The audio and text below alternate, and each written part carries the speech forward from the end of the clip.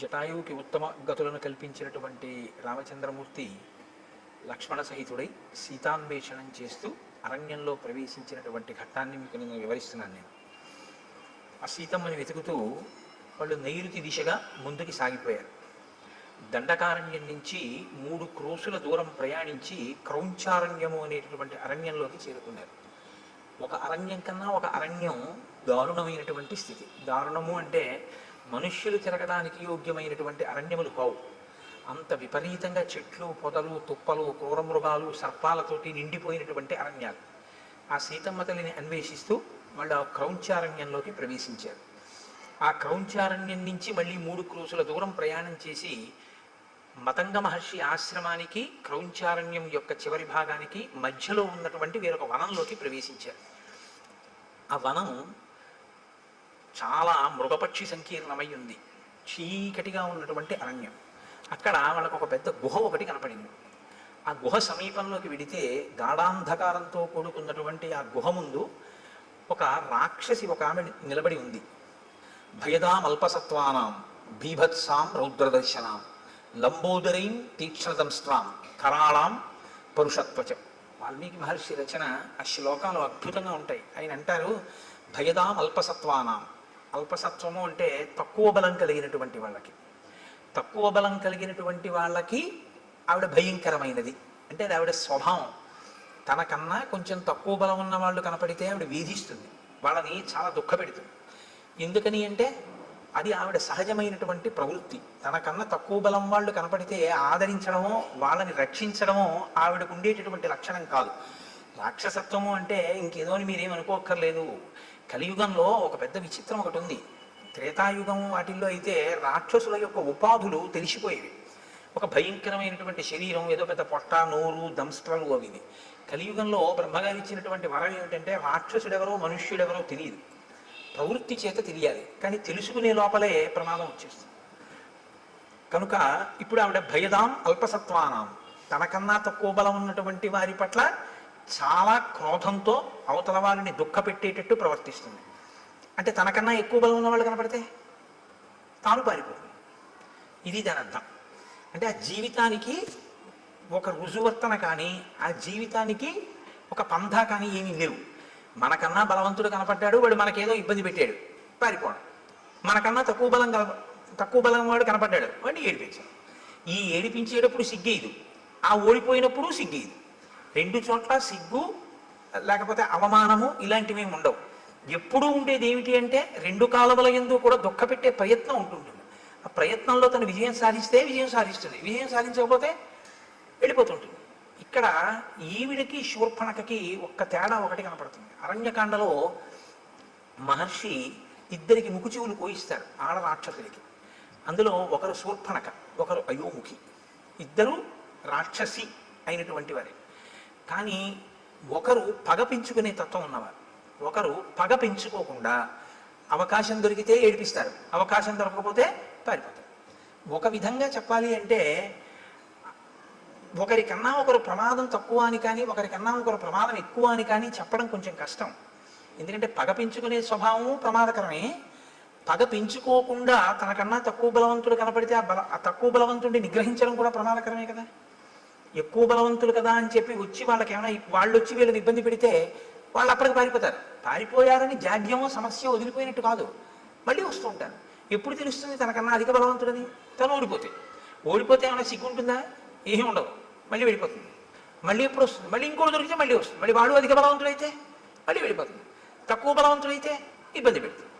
అంటే ఆ మనస్తత్వం ఎటువంటిది అంటే దానికి మార్పు అన్నది కానీ, పాఠం నేర్చుకోవడం అన్నది కానీ ఏమీ ఉండదు. సమాజంలో తాను తిరుగుతూ సమాజంలో ఉండేటటువంటి వ్యక్తులతో తాను ప్రతిరోజు సమన్వయం అవుతూ కూడా తాను ఏ పాఠాన్ని తన జీవితంలో జరిగినటువంటి సంఘటనల నుంచి నేర్చుకోకుండా ఒకే రకమైన మోసపోసిన జీవితంతో బతికేస్తూ అవకాశం దొరికినప్పుడు నేను గొప్పవాడినని, అవకాశం లేనప్పుడు తను తక్కువ వాడినన్న బాధ లేకుండా పారిపోయేటటువంటి మనస్థితితో సరిపెట్టుకోగలిగినటువంటి స్థితి ఉన్నవాళ్ళు ఎవరైనా అయోముఖీ తత్వంలోకే వస్తారు. అంతకన్నా ఇంకా కొంచెం చెప్పడం కష్టం. మీకు సమాజంలో ఇటువంటి వాళ్ళు ఉండరని మీరు అనుకుంటున్నారా? చాలామంది ఉంటారు. బలవంతుడు కనపడితే ఓడిపోతారు, వాళ్ళకేం సిగ్గు ఉండదు. నిన్న మన ఎదురుగుండా వాళ్ళకి జరిగిన అవమానానికి మనం సిగ్గుపడతాం. అరే నిజంగా రేపు ఎలా తలెత్తుకు తిరుగుతాడరా, ఎలా కనపడతాడరా, మళ్ళీ నేను ఇంత అవమానం పొందాడు నిన్న. ఆయన తర్వాత రోజు పొద్దున్న ఎలా వస్తాడో తెలుసా? అసలు ఆ సంఘటనే జరగనట్టు వస్తాడు ఆయన. చాలామంది ఉంటారు ఇలాగా, అంటే పేర్లు పెట్టి చెప్పడం బాగుండదు, మీరు గ్రహించగలరు. ఉద్ధతితో ప్రవర్తిస్తారు, ఎక్కడో దెబ్బతింటారు. తిని సిగ్గుపడడం ఏమీ ఉండదు, మనకన్నా చాలా సంతోషంగా ఉంటాడు ఆయన. అదేంటి అవమానం పడ్డాడు కదా, నేను రాత్రి నిద్రపోతున్నాడు పాపం కుమిలిపోతున్నాడేమో అని మీరు పలకరించడానికి వెళ్ళారనుకోండి, ఆయన మిమ్మల్ని ఎలా పలకరిస్తాడో తెలుసా? అంత బాధపడతాం ఎందుకో దానికి అంటాడు. మన అడుగుతాడు బాధపడతాం ఎందుకు దానికి, పెద్ద విశేషమే ఉందంటాడు. ఒకవేళ అతను విజయం సాధించాడు అనుకోండి, మీరు అసలు పట్టుకునే లేరు. ఈ మనఃప్రవృత్తి అత్యంత ప్రమాదకరం, అది ఎప్పటికీ ఏమీ తెలుసుకోలేదు. వీళ్ళ వల్ల ప్రమాదం ఎక్కడొస్తుందంటే వాళ్ళకేం ఉండదు. వాళ్ళకి ఒక రకంగా వాళ్ళకి ఏమిటంటే ఎప్పుడూ అలాగే గడిపేస్తూ జీవితాన్ని జీవించేస్తూ ఉంటారు. వాళ్ళని అంటి పెట్టుకుని ఉన్న వాళ్ళకి చాలా కష్టంగా ఉంటుంది. ఏంటంటే వీడికి మానవమానాలు లేవు, వీడితో ఉండడం. ఆయనకు కొడుకున్నాడు అనుకోండి, ఆ కొడుక్కి మానవమానాలు ఉన్నాయనుకోండి, ఆయన చాలా ఇబ్బంది పడతాడు. మా నాన్నగారు చెప్పలేడు తండ్రికి, మా నాన్నగారు ఏమీ తెలుసుకోరు, ఎప్పుడూ ఇలాగే ప్రవర్తిస్తారు. ఇది చాలా కష్టంగా ఉంది అని తను బరువు అవుతూ ఉంటాడు. తను బరువు అయ్యేటటువంటి పరిస్థితి మంచి ప్రవర్తన కాదు, అది దిద్దుకోవాలి. ఎవరైనా సరే దిద్దుకోవలసి ఉంటుంది దాన్ని. శ్రీరామాయణం కేవలం ఒక జరిగిపోయినటువంటి కథ అని మీరు వినాలి అనుకుంటే, రామచంద్రమూర్తి ఒక నరుడిగా అవతారాన్ని స్వీకరించి ఈ పాత్రలన్నిటితోటి సమన్వయం కావలసినటువంటి అవసరం ఆయనకి లేదు. వాల్మీకి మహర్షి ఇన్నిటిని గ్రంథస్థం చెయ్యక్కర్లేదు, ఆయన కొన్ని వదిలిపెట్టేసేయచ్చు. అయోముఖి వృత్తాంతం మీరు విన్నప్పుడు పైకి ఎలా అనిపిస్తుందంటే, కేవలం కథాభాగం కింద వింటే ఈ పాటి దానికి అసలు అరణ్యకాండలో ఈ స్థానం అవసరమా అనిపిస్తుంది. కానీ మీరు లోతుగా తరచి చూస్తే ఒక మనిషి తనని తాను దిద్దుకోవడానికి ఏవేవి అవసరమో అవన్నీ మనకి రామచంద్రమూర్తి చూపిస్తూ ఉంటారు. కాబట్టి ఇప్పుడు లంబోదరీం తీక్ష్ణదంస్ట్రాం కరాళాం పరుషత్వచం, ఆవిడ చాలా పెద్ద కడుపు కలిగినటువంటిది, పెద్ద పెద్ద కోరలు ఉన్నాయి, చాలా పరుషమైనటువంటి అంటే మందమైనటువంటి చర్మము కలిగినటువంటిది. ఇప్పుడు ఆవిడ ఏం చేస్తూ ఉంటుంది అంటే, భక్షయంతీం మృగాన్ భీమాన్ వికటాం ముక్తమూర్ధజాం. ఆమె భయంకరమైన నవ్వు నవ్వుతూ కనపడినటువంటి మృగములు ఏం జరిగితే ఆ మృగముల్ని తింటూ ఉంటుంది. వికటమైనటువంటి నవ్వు నవ్వుతుంది. ముక్తమూర్ధజాం, కేశములు సంస్కరింపబడి ఉండవు, ఆ జుత్తంతా విరబోసుకుని ఉంటుంది. ఇది ఒక దారుణమైనటువంటి ప్రవృత్తి.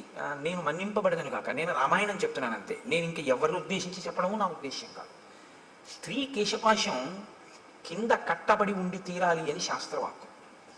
స్త్రీ కేశపాశం కింద కానీ చల్లుకుపోయి ఉంటే, విచ్చుకుపోయి ఉంటే అది దేశానికి కూడా అరిష్టం అని, అంతే, అంతకన్నా ఇంకా అక్కర్లేదు. కాబట్టి భక్షయంతి మృగాన్ భీమాన్ వికటాం ముక్తమూర్ధజాం, ఆమె జుత్తు చల్లుకుపోయి ఉంది, అదే రాక్షసీత్వము అన్న మాటకు అర్థం. అంటే తను బాగున్నానని తను అనుకుంటే చాలు, దాని ఆ అపచారం వల్ల ఇతరులు పోయినా తను పట్టించుకోక్కర్లేదు. అహం తయోముఖీ నామ లాభస్తే త్వమసి ప్రియ నాథ పర్వతకూటేషు నదీనాం పులినేషు చ ఆయుష్యేషమిమం వీర త్వం మయా సహరంసిసే. ఆవిడంటుంది నా పేరు అయోముఖి. ఆవిడ దృష్టి లక్ష్మణమూర్తి మీద పడింది, రామచంద్రమూర్తి మీద పడలేదు. ముక్కు చెవులు కోయించుకునే వాళ్ళందరి దృష్టి లక్ష్మణుడి మీదే పడుతుందో ఏమో మరి. ఆవిడంది నీవే నాకు తగినటువంటి భర్తవి, అంతే, ఆవిడే నిర్ణయం చేసుకుంది. శూర్పణఖ ఎలా నిర్ణయం చేసుకుందో అలాగే ఆవిడే నిర్ణయం చేసుకుంది. కాబట్టి ఇక నువ్వు శేష జీవితం అంతా కూడా సంతోషంగా నాతో ఆ నదుల యొక్క ఒడ్ల యందు పర్వత శిఖరముల యందు విహరిస్తూ సంతోషంగా గడుపుదువుగానివి. కాబట్టి నువ్వు నాతో సంతోషంగా గడపడం కోసం రా, మన ఇద్దరం భార్యాభర్తలమై గడుపుదాం అని ఆమె లక్ష్మణుడిని పట్టుకుంటే ఏవ ముక్తస్తు కుపిత ఖడ్గముద్ధృత్య లక్ష్మణ కర్ణనాశే స్తనౌ చాస్య నిచకర్తారి సూదన. ఆ పట్టుకున్నటువంటి అయోముఖి యొక్క ముక్కు, చెవులు, స్తనములు, వీటిని తన కత్తి పెట్టి ఆయన తెగ కోసేస్తే ఆవిడ లక్ష్మణుడిని విడిచిపెట్టేసి అరణ్యంలోకి పెద్ద రవం చేస్తూ ఏడుస్తూ నెత్తురు కారిపోతూ పరిగెత్తుకుంటూ వెళ్ళిపోయింది. అంటే యుక్తాయుక్త విచక్షణ లేనటువంటి నడవడితో తను కానిస్తే చాలు, ఇతరుల యొక్క అభిప్రాయముతో సంబంధం లేకుండా బలవంతులు కనపడితే పరాభవింపబడి, బలహీనులైతే తననుకున్న కామాన్ని చెల్లించుకుంటూ జీవితం గడపగలిగినటువంటి నీచమైన ప్రవృత్తి కలిగినటువంటి స్థితిలో ఉన్న ఒక ప్రాణి. కాబట్టి ఇక అయోముఖి ఈ కాండలో ఏం మనకు కనపడదు. కాబట్టి ఆవిడ అలా ఏడుస్తూ వెళ్ళిపోయింది. ఎందుకు శ్రీరామాయణంలో ఈ పాత్ర కనపడింది అన్నదాన్ని మీరు గమనించవలసి ఉంటుంది. మొదట శూర్పణఖకి ముక్కు చెవులు తెగిపోతాయి, ఇక్కడ అయోముఖికి ముక్కు చెవులు తెగిపోతాయి. కానీ ముక్కు చెవులు తెగితే మనం ఉలిక్కి పడతాం. ఎందుకంటే శ్రీరామాయణంలో అరణ్యకాండ మొదట్లో ఒక ఆడదాని ముక్కు చెవులు ఇలా కామంతో వస్తేనే కోసిన కారణానికి సీతాపహరణం జరిగింది. ఇప్పుడు మళ్ళీ కోశాడు, ఏమవుతుందో అని అనిపిస్తుంది. కానీ ఏమవదు, అయోముఖి వెళ్ళిపోయింది. కాబట్టి ఈ రెండింటి మధ్యలో ఉండేటటువంటి తేడాని మీరు గమనించవచ్చు. ఆవిడది పగ, ఈవిడిది పగా ప్రతీకారం పెంచుకుని సాధించేటటువంటి మనస్తత్వం కాదు. లక్ష్మణస్తు మహాతేజా సత్వవాన్ శీలవాన్ శుచి అబ్రవీత్ ప్రాంజలిర్వాక్యం భ్రాతరం దీప్త తేజసం. మీరు శ్రీరామాయణాన్ని చదివేటప్పుడు చాలా ధర్మ సూక్ష్మములను గ్రహించవలసి ఉంటుంది. చాలా అందంగా ఉంటుంది రామాయణం. అందుకే రామాయణం జీర్ణమైతే అన్నగారిని గౌరవించే తమ్ముడు కనపడితే మీకు ఒంట్లో పులకింత వస్తుంది. లక్ష్మణస్తు మహాతేజా సత్వవాన్ శీలవాన్ శుచి. ఆయన రామచంద్రమూర్తితో మాట్లాడుతున్నాడు. ఎవరు? లక్ష్మణుడు. అయోముఖి పారిపోయింది, ఇద్దరు నడుస్తున్నారు. ఇప్పుడు అకస్మాత్తుగా ఆయనకి ఏదో రాముడితో మాట్లాడాలి అని అనిపించింది. ఎలా మాట్లాడేటో తెలుసా అండి? ఇలా ఎడంచేతో రామ అని పిలిచి కూడా మాట్లాడచ్చు మాట్లాడాలంటే. కానీ ఆయన ఎలా మాట్లాడాడంటే అబ్రవీత్ ప్రాంజలిర్వాక్యం. ఆయన మాట్లాడేటప్పుడు అంజలి ఘటించి రాముడితోటి అన్నయ్య అని ఇలా నమస్కారం చేసి మాట్లాడతాడు. ఎందుకంటే చాలా చోట్ల చెప్పుకున్నాడు లక్ష్మణుడు, నేను రాముణ్ణి అన్నగా చూడను, రాముణ్ణి నా గురువుగా చూస్తాను. అందుకని ఎప్పుడూ అంత గౌరవంతోనూ ఉంటాడు. అందుకే రామాయణం బాగా అనుభవించకుండా రామాయణంలోది ఏదీ గీసే ప్రయత్నం చేయకూడదు. అలా ప్రయత్నం చేస్తే ఏమవుతుందో తెలుసా అండి? చూసిన వాళ్ళకి అలా ఉంటాయిలా ఉంది అందులో ఉన్న వ్యక్తిత్వాలు అని అనిపిస్తుంది. శబరి పళ్ళు తీసుకొచ్చి రాముడికి పెడుతుంటే, రాముడు పుచ్చుకుంటుంటే, రాముడు కూర్చున్న అరుగు మీద లక్ష్మణుడు ఎడంకాలు ఎత్తి పెట్టినట్టుగా ఉందనుకోండి ఒక ఫోటో. అలా ఉంటాడా ఎప్పుడైనా లక్ష్మణుడు?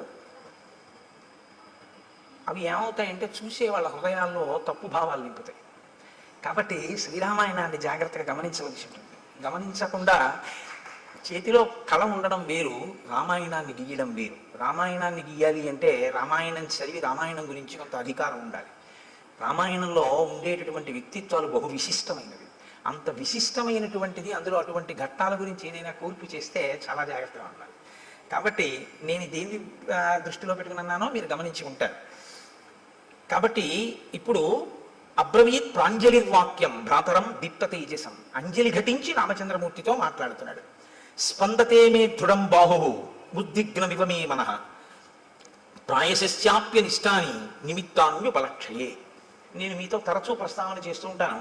శ్రీరామాయణం ఒక ధర్మశాస్త్రం, శ్రీరామాయణం పరిపాలనా శాస్త్రం, శ్రీరామాయణం జ్యోతిష శాస్త్రం, శ్రీరామాయణం శకున శాస్త్రం.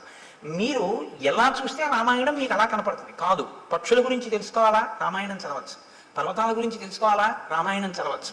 భౌగోళిక శాస్త్రం పరిశీలన చేయాలా? రామాయణం తెలుసుకోవచ్చు. మృగముల గురించి తెలుసుకోవాలా? శ్రీరామాయణం చదువుకోవచ్చు. మీరు ఏది తెలుసుకోవాలన్నా రామాయణం చదువుకుంటే మీకు అందులో తెలియని ఉండవు. ప్రతి శ్లోకము అమృత భాండమే. ప్రతి శ్లోకంలో మహర్షి సందేశాన్ని నింపి ఉంచుతారు. అందుకే ఆయన ఈయనతో మాట్లాడాడు అని ఆయన చెప్పరు. అలా చెప్పడం చాలా తేలిక. అలా చెప్పరు. మాట్లాడేటప్పుడు ఎలా నిలబడి మాట్లాడాడు చెప్తారు. ఒక ఆయన వచ్చాడు, ఎవరు ముందు లేచారు, ఎవరు తర్వాత లేచారు, ఎవరు ఎవరికి అర్ఘ్యం ఇచ్చారు, పాద్యం ఇచ్చారు, ఎవరు ఎవరితో ఏ ప్రశ్న వేశారు, ఎవరు ఎలా జవాబు చెప్పారు. ఒక సంఘటన అయిపోయిన తర్వాత రాముడు అన్ని లక్ష్మణుడికి చెప్తూ ఉంటాడు. రాముడు లక్ష్మణుడికి చెప్పేటప్పుడు మీరు చాలా జాగ్రత్తగా చదవాలి ఆ సర్గని. అందులో ఒక అత్యుత్తమమైనటువంటి సందేశం ఒకటి ఉంటుంది. రాముడు ఒక సర్గ చివర ఒక వ్యక్తితో తాను చూసి మాట్లాడి వెళ్ళిపోయేటప్పుడు లక్ష్మణుడితో చెప్తాడు, చూసావా లక్ష్మణ, ఇవాళ మనం ఇది చేశాం కదా, దీనివల్ల ఇది అన్నమాట ఫలితం అంటాడు. గురువుతో తిరిగేటటువంటి శిష్యుడికి అందే మహోత్కృష్టమైన ప్రయోజనం అదే. మీరు ఎన్నో శాస్త్రాలు మదిస్తే తప్ప అందనటువంటి విషయం అలవోకగా అందిపోతుంది. ఎందుచేతనంటే ఆయన అనుభవించి ఉన్నాడు, ఆయన చదివి ఉన్నాడు, ఆయన మీకు అలా అందించేస్తూ ఉంటాడు. ఆయన నడవడిని మీరు గమనిస్తుంటే చాలు, మీకు అవన్నీ అందిపోతుంటాయి, చాలా తేలిగ్గా అందిపోతుంటాయి. ఇది ఒక గురువు వెనకాతలో ఉండేటటువంటి శిష్యుడికి ఎలా ఉంటుందో, ప్రాజ్ఞుడైన అన్నగారిని గురువుగా భావించి వెళుతున్నటువంటి లక్ష్మణుడికి అందుతున్న ఐశ్వర్యం అది. అది తరిగిపోని చెరిగిపోని ఐశ్వర్యం. అందుకే రాముడితో కలిసి ఉండడమే ఆయన ఐశ్వర్యం. అందుచేత లక్ష్మణుడు అయ్యాడు. కాబట్టి చూడండి, ఇప్పుడు ఆయన అంటున్నాడు, స్పందతేమే దృఢం బాహు. అన్నయ్య, నా భుజం అదురుతోంది, ఎడం భుజం. ఎడమ భుజం పురుషుడికి అదితే అది అశుభ సూచన, ఏదో దుర్నిమిత్తము జరగకూడనిది జరుగుతోంది అని. ఉద్విగ్నమివమే మనః, నిష్కారణంగా నా మనసు తొట్టుపడుతోంది, తత్తరపడుతోంది. ఎందుకు? ఉద్విగ్నతకి లోనవుతున్నాను. కాబట్టి ప్రాయశ్చాప్యనిష్టాని నిమిత్తాన్ విపలక్షయే, ఏదో భయంకరమైనటువంటి సంఘటన, మనసుకి పరివేదన కల్పించేటటువంటి సంఘటన జరగబోతోంది అని నాకు అనిపిస్తోంది. ఇప్పుడు ఒక సంఘటన జరగబోతోంది, అదేదో చాలా క్లీశమైనటువంటి విషయమే, అందులోంచి బయటికి వస్తావా బయటికి రావా, అది ప్రధానం. జబ్బు వచ్చింది రైతే, డాక్టర్ గారి దగ్గరికి వెళ్ళి అది చేయించుకోండి అన్నారు. చేయించుకుంటే బతుకుతానండి అని అడుగుతారా లేదా? అడుగుతాం కదా, చేయించుకుంటే బతుకుతానండి అని అడుగుతారు. అలాగే బయటికి వస్తావా రావా, దుర్నిమిత్తం కనపడుతోంది, జరగకూడనిది జరుగుతోంది అని తెలుస్తోంది, బయటికి వస్తావా? కేవలం జరిగేది మాత్రమే చెప్తే బయటికి వస్తావో రావో చెప్పనటువంటి అసమగ్రత ఉన్నట్టు. సమగ్రత ఎప్పుడు ఉన్నట్టు? ఒక జరగకూడనిది జరుగుతోంది కానీ నువ్వు బయటికి వస్తావు అన్న విషయాన్నో బయటికి రావు అన్న విషయాన్నో కూడా చెప్పాలి. నిన్న రాముడు వస్తున్నప్పుడు మీకు నేను కొన్ని దుర్నిమిత్తాలు చెప్పాను. ఖచ్చితంగా ఏదో అమంగళం జరిగిపోయింది అన్నాడు రాముడు. ఏదో బాధాకరమైన విషయం జరిగిపోయింది, ఎందుకంటే శకునాలు అలా ఉన్నాయన్నాడు. సీతాపహరణం అయిపోయింది. ఇవాళ లక్ష్మణుడు చెప్తున్నాడు శకునాలు. ఇవాళ లక్ష్మణుడు చెప్పేటప్పుడు భయంకరమైనది జరుగుతుంది కానీ పైకి వస్తా అంటాడు. ఎందుకు పైకి వస్తారో ఇప్పుడు శకునం ఇంకోటి చెప్తాడు. నేను అందుకే మీకు చెప్పింది, ఇంకా మళ్ళీ శకున శాస్త్రం ఏం మీరు చదవక్కర్లేదు. రామాయణం చదివితే శకున శాస్త్రం వచ్చేస్తుంది అంతే. రామాయణం చదివితే మీకు తెలియకుండా మీకు జ్యోతిషంలో కొన్ని విషయాలు తెలిసిపోతాయి. నిన్న లేదు జటాయువు వింద ముహూర్తం గురించి మాట్లాడాడు. అందుకని ఏష వంచులకో నామ పక్షీ పరమదారుణ ఆమయోర్ విజయం యుద్ధే శంసన్నివ వినర్దతి. అన్నయ్య, వంచులకము అనబడేటటువంటి పక్షి కూస్తోంది, ఆ కూత వినపడుతోంది. అది నిజంగా ఆ పక్షి కూస్తే చాలా తొందరగా యుద్ధం వస్తుంది, చాలా హఠాత్తుగా వచ్చేస్తుంది యుద్ధం, కానీ ఆ యుద్ధంలో జయాన్ని పొందుతాం. కాబట్టి నాకు ఇటువంటి శకునములు కనపడుతున్నాయి అని అన్నాడు. అంతే. ఒక పెద్ద శబ్దం, ఎంత పెద్ద శబ్దం అంటే ఆ శబ్దం ఎటువంటిది అంటే మీరు అర్థం చేసుకోవాలంటే ఒక్కటే ఉపమానం చెప్పవలసి ఉంటుంది. అంతరిక్షం వరకు ధ్వని వినపడేటట్టుగా ఒక పిడుగు పడితే ఎటువంటి ధ్వని ఉంటుందో అంత ధ్వని అక్కడ వినపడింది. అంటే ఇప్పుడు మీరు ముందు ఒక విషయాన్ని గమనించవలసి ఉంటుంది. మహర్షి హృదయం ఏమిటో తెలుసా అండి? రాముడు బాలకాండలో శివధనస్సుని ఎక్కుపెట్టినప్పుడు ధనుర్భంగం అయింది. విశ్వామిత్రుడు, రాముడు, లక్ష్మణుడు, జనకుడు తప్ప మిగిలిన వాళ్ళు ఎవ్వరూ కూడా నిలబడిన వాళ్ళు లేరు. శబ్దము అనేటటువంటిది సామాన్యమైనది కాదు. శబ్దము వేరు, ధ్వని వేరు. మీరు రెండింటికి తేడా తెలుసుకోవాలి. శబ్దము అర్థ ప్రతిపాదకము, శబ్దం ఎప్పుడూ కూడా అర్థంతో ఉంటుంది. ధ్వని అర్థ ప్రతిపాదకము కాదు. ధ్వని రాపిడి వలన రావాలని నియమం లేదు, శబ్దము రాపిడి వలన వస్తుంది. ఎప్పుడైనా అంతే. శబ్దములన్నీ కూడా అర్థ ప్రతిపాదకములో లేదా మనస్సుకి సుఖదాయకములో అయి ఉంటాయి. అందుకే ఘర్షణ చేత పడతాయి. నేను మీకు ఒక ఉదాహరణ చెప్పాలంటే, ఇప్పుడు నేను చెప్తున్న దాన్ని శబ్దము అని అనవలసి ఉంటుంది. ఎందుకంటే నా మూలాధార చక్రం దగ్గర నుంచి లాగబడినటువంటి వాయువు అనేక చక్రాలకి తగులుతూ పైకి వస్తుంది. పైకి వచ్చేటప్పుడు ఉరిపిడి చెందుతుంది, రాసుకుంటుంది.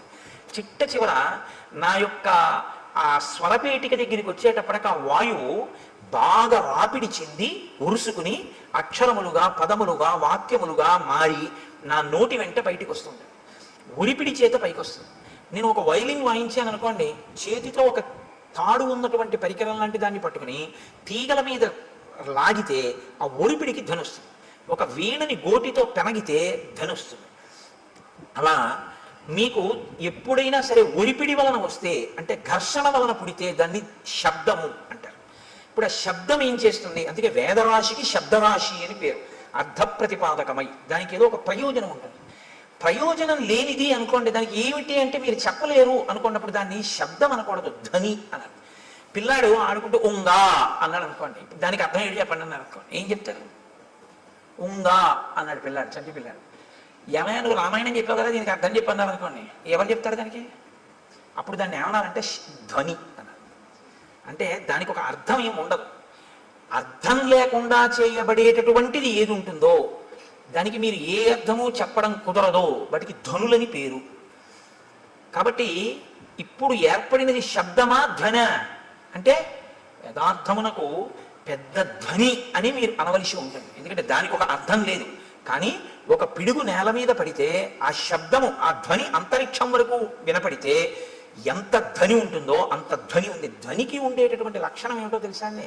ధ్వనికి కానివ్వండి, శబ్దమునకు కానివ్వండి, ప్రాణాలు పొయ్యగలదు, ప్రాణాలు తీయగలదు. ఈ రెండు ఉంటాయి. ఎందుకో తెలుసా అండి? ఒక్కొక్కసారి ప్రాణం పోస్తుంది, ఒక్కొక్కసారి ప్రాణం తీసేస్తుంది. మీరు చూడండి, నిశ్చేష్టుడైపోయాడు అనుకోండి ఎవరో, మీరు వెళ్ళి ఏ తప్పట్లు కొట్టడమో ఏదో చేస్తే స్పృహలోకి వస్తారు, తీసుకొస్తుంది, దానికి ఆ శక్తి ఉంటుంది. శబ్దము మిమ్మల్ని జ్ఞానవంతుల్ని చేస్తుంది, లేకపోతే వినడం ఎందుకండి? వినడం వల్ల ఏదో మీకు తెలుస్తుందని కదా వింటూ ఉంటారు. అదే శబ్దము చాలా తీవ్ర స్థాయిలో వచ్చిందనుకోండి, మనిషి ప్రాణం వదిలిపెట్టేస్తాడు. అందుకే పిడుగు పడితే పిడుగు యొక్క ధ్వనికి భవనములు కింద పడిపోతుంటాయి. అక్కడ ఉన్నటువంటి జీవరాశి చెట్లు కూడా నేల కొరిగిపోతాయి. ఎందుకని అంటే ఆ శబ్ద ప్రకంపనలు, ధ్వని ప్రకంపనల యందు శక్తి తరంగములు ఉంటాయి. దీన్ని మొట్టమొదట ప్రతిపాదించిన వాళ్ళు ఎవరంటే, భారతదేశంలో ఆర్షధర్మంలో ఋషులు ప్రతిపాదించి కదలిక ఉన్న ప్రతిదాన్ని శక్తి స్వరూపంగా భావన చేశారు మన వాళ్ళు. అందుకే శబ్ద బ్రహ్మమయీ చరాచరమయీ జ్యోతిర్మయీ వాంగ్మయీ తత్వాతీతమయీ నిరంజనమయీ అని అమ్మవారిని స్తోత్రం చేశారు. అమ్మవారిని స్తోత్రం చేశారు అంటే మీరు ఒకటి గుర్తుపెట్టుకోవాలి, కదులుతున్నది ఏదైనా శక్తిగా భావన చేశారు. కదిలి కదిలి ఇక కదలవలసిన అవసరం లేని రీతిలో నీలో నువ్వు అనుభవించవలసిన ఆనందాన్ని శివుడిగా సంకేతించారు. కాబట్టి ఇప్పుడు శివశక్తులు రెండు ఎప్పుడూ కలిసే ఉంటాయి. ఈ రెండిటిని మీరు వేరు చేసి చూడడం అనేటటువంటిది ఎప్పుడూ కుదరదు. అందుకే ఈ ప్రపంచం అంతా కూడా పరమశివ తాండవ పార్వతీ లాస్య స్వరూపము అన్నారు శంకరాచార్య గారు. లాస్యం అంటే భావం, తాండవం అంటే కదలిక. మీరు చూడండి, మీకు ఈ ప్రపంచం అంతా శివస్వరూపంగా మంగళస్వరూపంగా చూడడం ఎలాగా అంటే దానికి ఆ దృష్టికోణాన్ని శంకరులు అందించారు. అందుకని వారు జగద్గురువులు అయ్యారు. కదలకుండా ఉండదు. ఇప్పుడు నేనేదో మాట్లాడుతున్నాను, కదులుతూ ఉంటాను. కదలిక తాండవం శివస్వరూపం. ముఖమునందు భావ ప్రకటనము అమ్మవారు లాస్యం. ఒక ఆయన నవ్వుతూ ఉంటాడు, ఒక ఆయన విచారంగా ఉంటాడు, ఒక ఆయన సంతోషంగా ఉంటాడు, ఒక ఆయన హాస్యం ఆడుతూ ఉంటాడు. మీరు అలా విడుతూ చూస్తుంటే రకరకాల భావనతో ఉంటారు. అందరూ ఒక్కలా ఉండరు. ఇన్ని భావనలు అమ్మవారు, ఇన్ని కదలికలు ఈశ్వరుడు. కదలిక భావన కలిసే ఉంటాయి. ఎప్పుడు చూడండి, కలిసే ఉంటాయి అనేటప్పటికీ నేనేమన్నాను, ఇలా అన్నాను. అంటే లోపల కలయిక అన్న భావన రాగానే నేను ఇలా సంకేతించాను.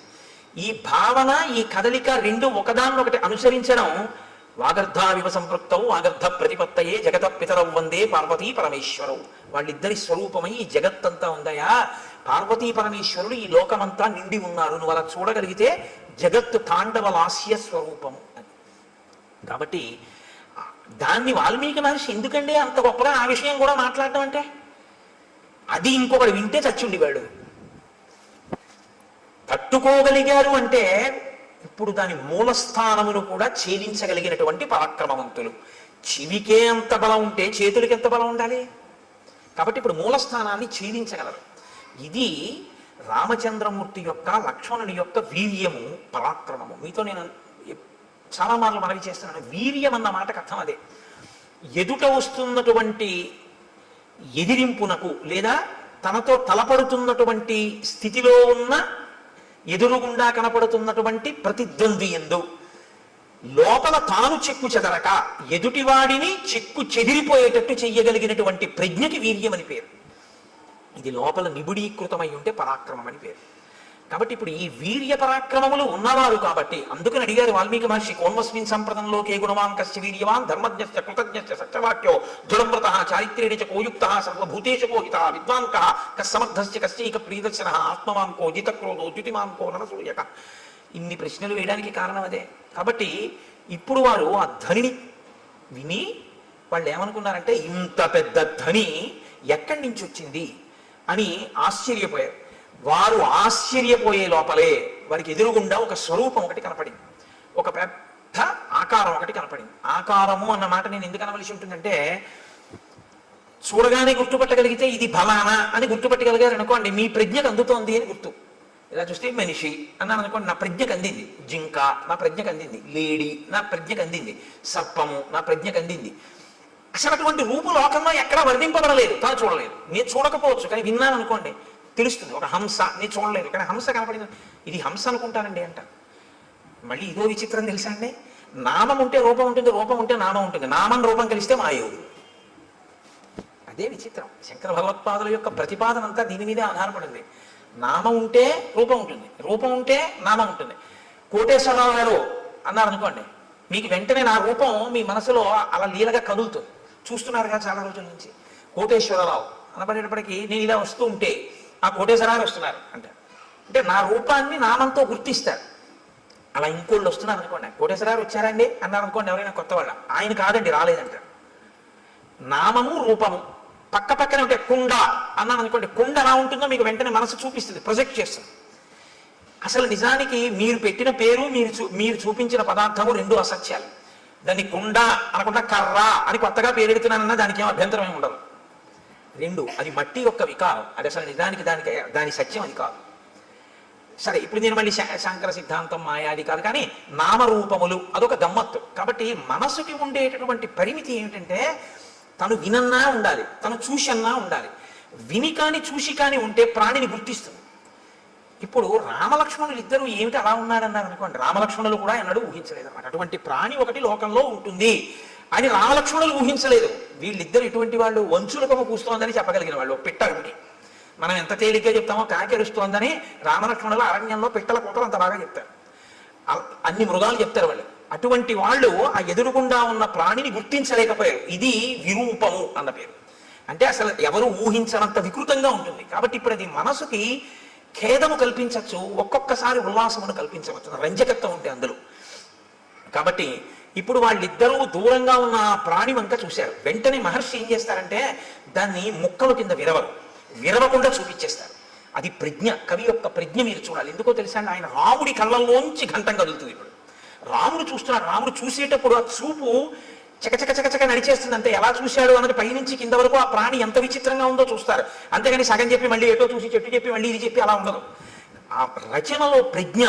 వాల్మీకి మహర్షి ఘంటం రాముడి కన్నులను బట్టి కదులుతోంది. ఇప్పుడు ఆయన రాముడిలో ప్రకాయ ప్రవేశం చేసి ఆ ఎదురుగుండా ఉన్నటువంటి రాక్షసుడిని చూసి ఘంటాన్ని కలుపుతున్నారు. మీరు శ్రీరామాయణాన్ని బహుభంగిమల చూడవలసి ఉంటుంది. ఎందుకంటే వాల్మీకి మహర్షి తరువాత కవులకు ఆదర్శం అయ్యారు. కాళిదాసాది మహాకవులు కూడా వాల్మీకి మహర్షినే అనుసరించారు.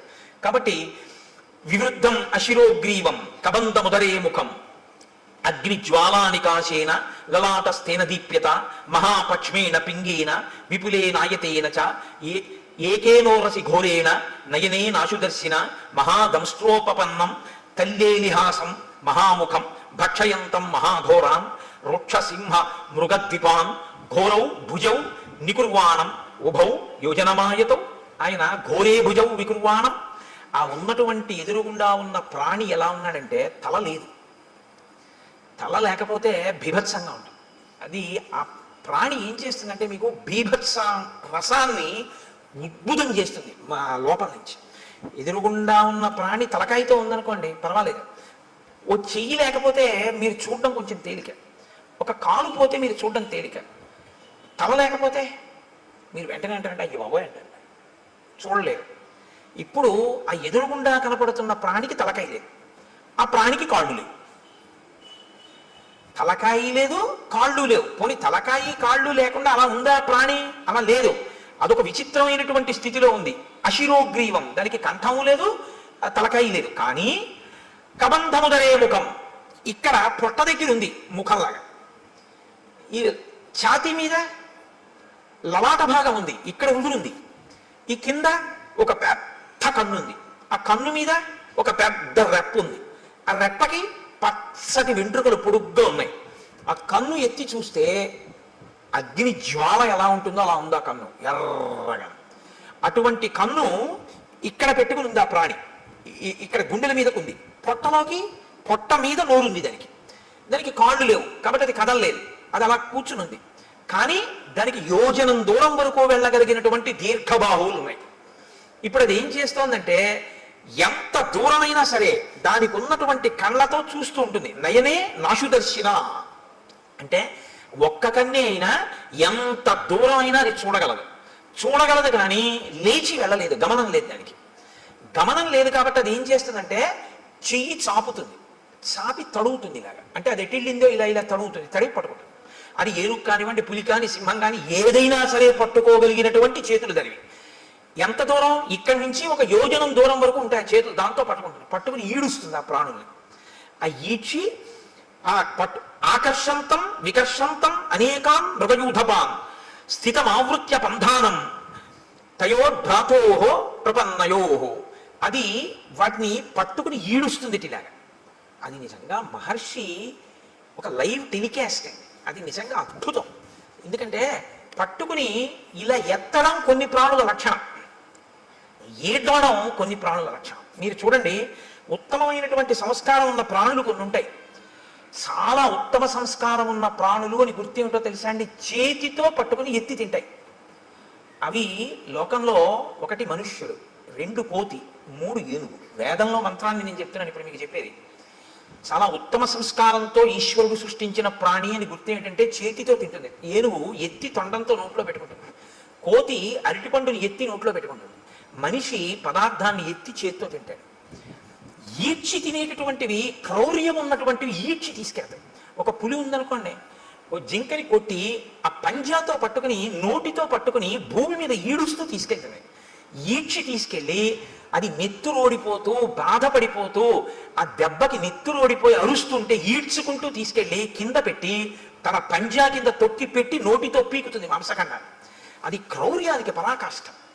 సాత్విక బుద్ధికి పరాకాష్ట ఏంటంటే చేతితో ఎత్తి తినడం అనేటటువంటి అలవాటు ఉంటుంది. మహర్షి అంటున్నారు ఆకర్షంతం వికర్షంతం, పట్టి ఈడుస్తాడు అన్నాడు. అక్కడ పట్టి అలా ఎత్తి ఇలా తేడు, ఇలా ఈడుస్తూ ఉంటాడు. ఎందుకంటే ఏడ్చడంలో ఉంది ఆ పైశాచిక భావన, ఆ క్రౌర్యం ఉంది అందులో. అంటే అసలు ఉండడమే విచిత్రం, ఆ తినడము విచిత్రం. అంటే ఎంత క్రౌర్యం కలిగినటువంటి ప్రాణో, ఎంత విచిత్రమైన ప్రాణో మీరు ఊహించవలసి ఉంటుంది. ఇంత ఘోరంగా అయినటువంటి స్వరూపం ఎలా వచ్చింది, ఎందుకు వచ్చిందన్న ఆలోచన ఒకటి మీకు వెంటనే రావాలి. ఇది చాలా ప్రధానం రామాయణంలో. అది ఎందుకు వచ్చింది అన్నది మీరు తెలుసుకుంటే అలా మనం రాకుండా ఉండడానికి అవకాశం దొరుకుతుంది కదా. అందుకని ఇప్పుడు దాని వంక చూశారు ఇద్దరు. చూసేటప్పటికి అది వీళ్ళిద్దరిని పట్టుకుని ఇద్దరిని ఈడ్చేసింది దగ్గరికి. ఈడ్చేసి మీరు నాకు ఈశ్వరుడు ఇచ్చిన ఆహారం తినేస్తానని నోట్లో పడేసుకోవాలి కదా. మనకైతే ఇక్కడ, దానికి ఇక్కడే. కాబట్టి ఆ ఈడ్చి తెచ్చి లోపల పడేసుకోవడానికి సిద్ధపడతాం. వెంటనే లక్ష్మణుడు అన్నాడు, అన్నయ్య దీన్ని మనం ఉపేక్షించకూడదు, ఈ ప్రాణిని మనం చంపకూడదు అన్నాడు. నిజంగా శ్రీరామాయణం ధర్మశాస్త్రం అద్భుతం. అందుకు మహర్షి ప్రతి చిన్న విషయాన్ని కూడా రచనలో చూపిస్తాడు. నిశ్చేష్టానాం వధోరాజన్ కుచ్చితో జగతీపతే క్రతు మధ్యోపనీతానాం పశూనాం ఇవ రాఘవ. లక్ష్మణుడు అంటున్నాడు, కదలిక లేని ప్రాణిని చంపకూడదు. ఎందుకంటే అది పారిపోవడానికి అవకాశం ఏది? పారిపోవడానికో, విన్నిచ్చి పారిపోవడానికో, నీ మీద కలిగబడ్డానికో దానికి అవకాశం ఉంటే నీ వీరత్వం చంపాలి. కదలలేని దాన్ని చంపడం ఏంటి? బలి బలి మా బావ బల్లెమ్ము చేబూని పుల్లాకు తూట్లుగా పొడవలేదే అన్నట్టు కదలలేని ప్రాణిని చంపడం ఏంటి? కాబట్టి అన్నయ్య మనం చంపకూడదు. ఎంత ధర్మం అండి! ఇంకోడైతే ఈ ధర్మం కదూ కాపాడింది, అందుకు కాదు అన్నాడు మారీచుడు. రామో విగ్రహవాన్ ధర్మ అన్నాడు. అప్పుడు కూడా ఇలా ఉన్నాడు బాబా. ఇదేమిటి అంటే బుద్ధి వెంటనే స్వస్థతను తప్పి చంపేతోడారేద్దాం అందరూ. వాళ్ళు బాగా ఆలోచిస్తారు, ప్రతి దాన్ని ధర్మం కోణంలో చూస్తారు. అక్కడ ఎవరున్నారండి చంపేశారనుకోండి ఇద్దరు కలిసి, పోన్లే అన్నయ్య ఎవరు చూడొచ్చారు అనొచ్చు.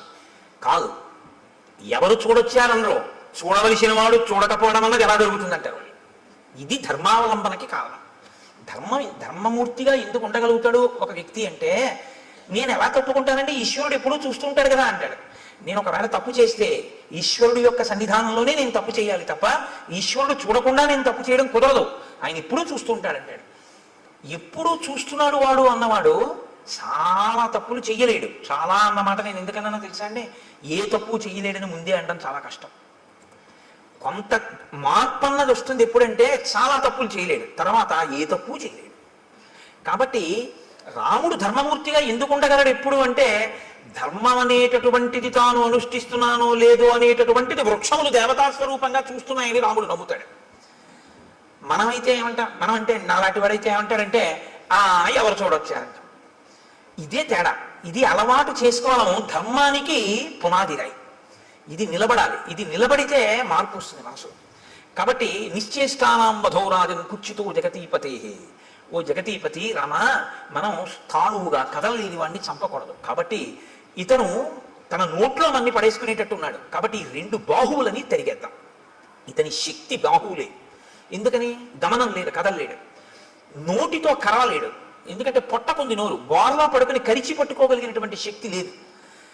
కానీ చేతులతో మాత్రం తడిమి పట్టుకుంటాడు. కాబట్టి చేతులు నరికేస్తే వీడు ఉన్నా ఒకటే, ఊడిపోయినా ఒకటే. అక్కడతో వీడు కూడా చచ్చిపోతాడు. ఎందుకంటే ఆహారం లేదు ప్రాణానికి. ఆహారం లేకపోతే ప్రాణము నిలబడదు, శోషించిపోయి పడిపోతుంది. మనం చంపక్కర్లేదు. వీడి యొక్క బలం ఎక్కడుందో దాన్ని తుంచేద్దాం. దాన్ని మాత్రం ఎందుకు తుంచాలి? మన్ని పట్టుకున్నాడు కాబట్టి, మన్ని ఇప్పుడు నోట్లో పడేస్తాడు కాబట్టి బాహువులు తుంచేద్దాం. కాబట్టి దక్షిణో దక్షిణం బాహుం అసక్తామసినా తతః చిచ్చేద రామో వేగేన సవ్యం వీరస్తు లక్ష్మణ.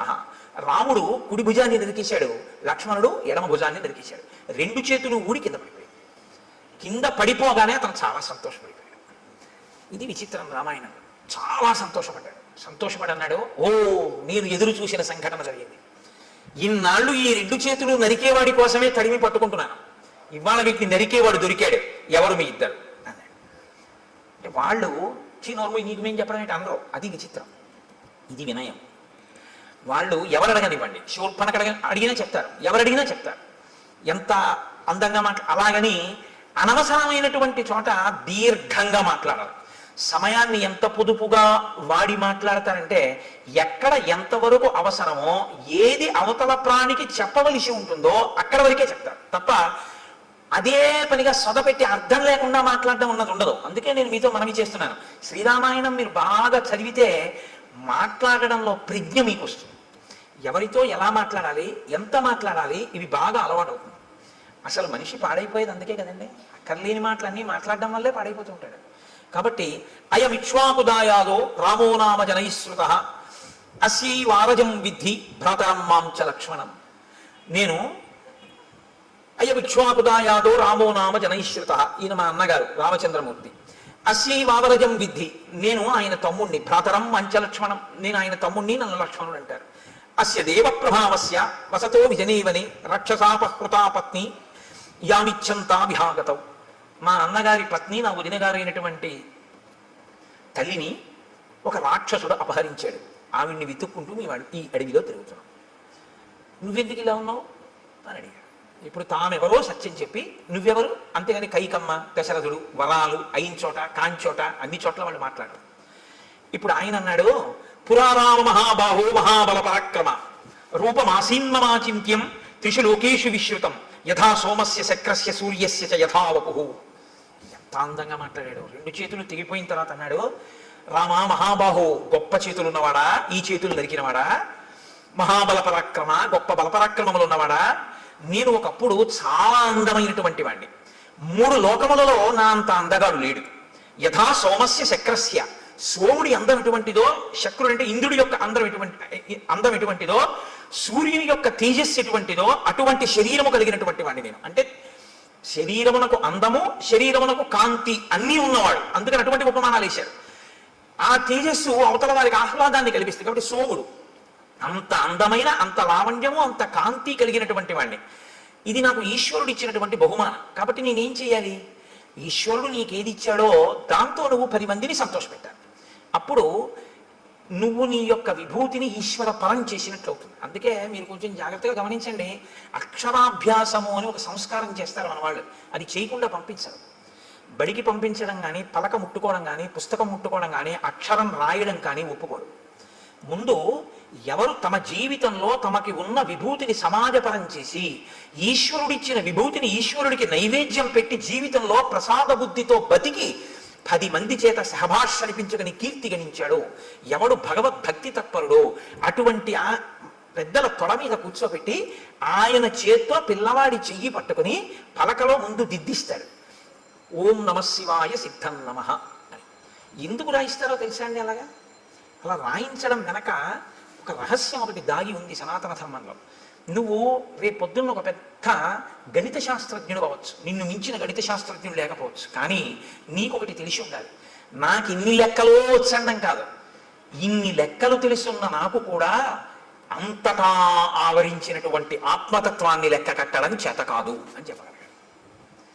ఏది లెక్క కట్టలేవో నీకు వచ్చిన లెక్కల వలన నువ్వు తెలుసుకోవాలి. అప్పుడు ఏమవుతుందంటే నీ విభూతి వినయానికి పరాకాష్ఠం. మీరు జాగ్రత్తగా పట్టుకున్నారో లేదో నేను చెప్పింది.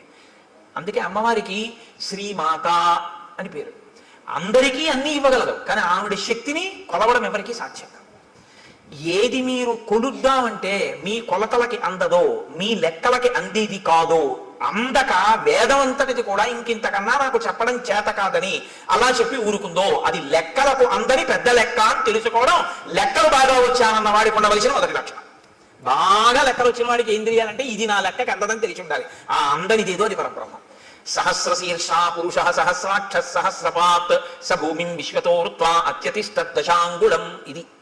ఇది బాగా అర్థం అవ్వాలని గణిత శాస్త్రజ్ఞుడు అయ్యాడు. ఈ బ్రహ్మాండములన్నీ ఎంతవరకు ఉన్నాయని నువ్వు ఊహ చేస్తున్నావో, ఎందుకంటే నీ కంటికి అందవు, ఏదో నువ్వు లెక్క కట్టావు, కాంతి వేగం, శబ్ద వేగము, ధ్వని వేగము, ఇలాగా ఈ వేగంతో కొలిస్తే ఎంతవరకు ఉన్నాయని నువ్వు అనుకుంటున్నావో అంతకన్నా ఒక 10 అంగుళాల పై వరకు ఈశ్వరుడు ఉన్నాడు. నువ్వు చూపుకి ఎంత శక్తి ఉందనుకుంటున్నావు, ఒక రాడార్ పెట్టారనుకోండి సముద్రపు ఒడ్డున కొండ మీద, ఆ రాడార్ తిరగడానికి ఓ లెక్క కడతారు. అది తిరుగుతున్నప్పుడు సముద్రం లోపల ఉన్న ఓడలకి ఇక్కడ నౌకాశ్రమం ఉన్నది అన్న, నౌకాశ్రయం ఉన్నది అన్న సూచన తెలియడం కోసం ఇక్కడి నుంచి ఇక్కడ వరకు ఇలా తిరగాలి అని. మీరు విశాఖపట్నం లాంటి ఊళ్ళకి వెడితే రాత్రి వేళ కొండ నుంచి ఒక్కసారి ఆకాశంలో అలా తిరుగుతుంటుంది ఆ లైట్ హౌస్, దానికి ఒక లెక్క కడతారు. అమ్మవారి కన్ను ఇక్కడి నుంచి ఇక్కడికి ఇలా తిప్పితే ఎంత దూరం పెడుతుంది మీరు లెక్క పెట్టండి. ఇది గణిత శాస్త్రజ్ఞుడు అంటే. శంకరాచార్యుల వారు పెద్ద గణిత శాస్త్రజ్ఞుడు. ఎందుకో తెలుసా అండి, ఎంత పెడుతుందో ఆయన చెప్పలేదు. దృశా ద్రాఘీయస్యాదరదళిత నీలోత్పల రుచా అన్నారు.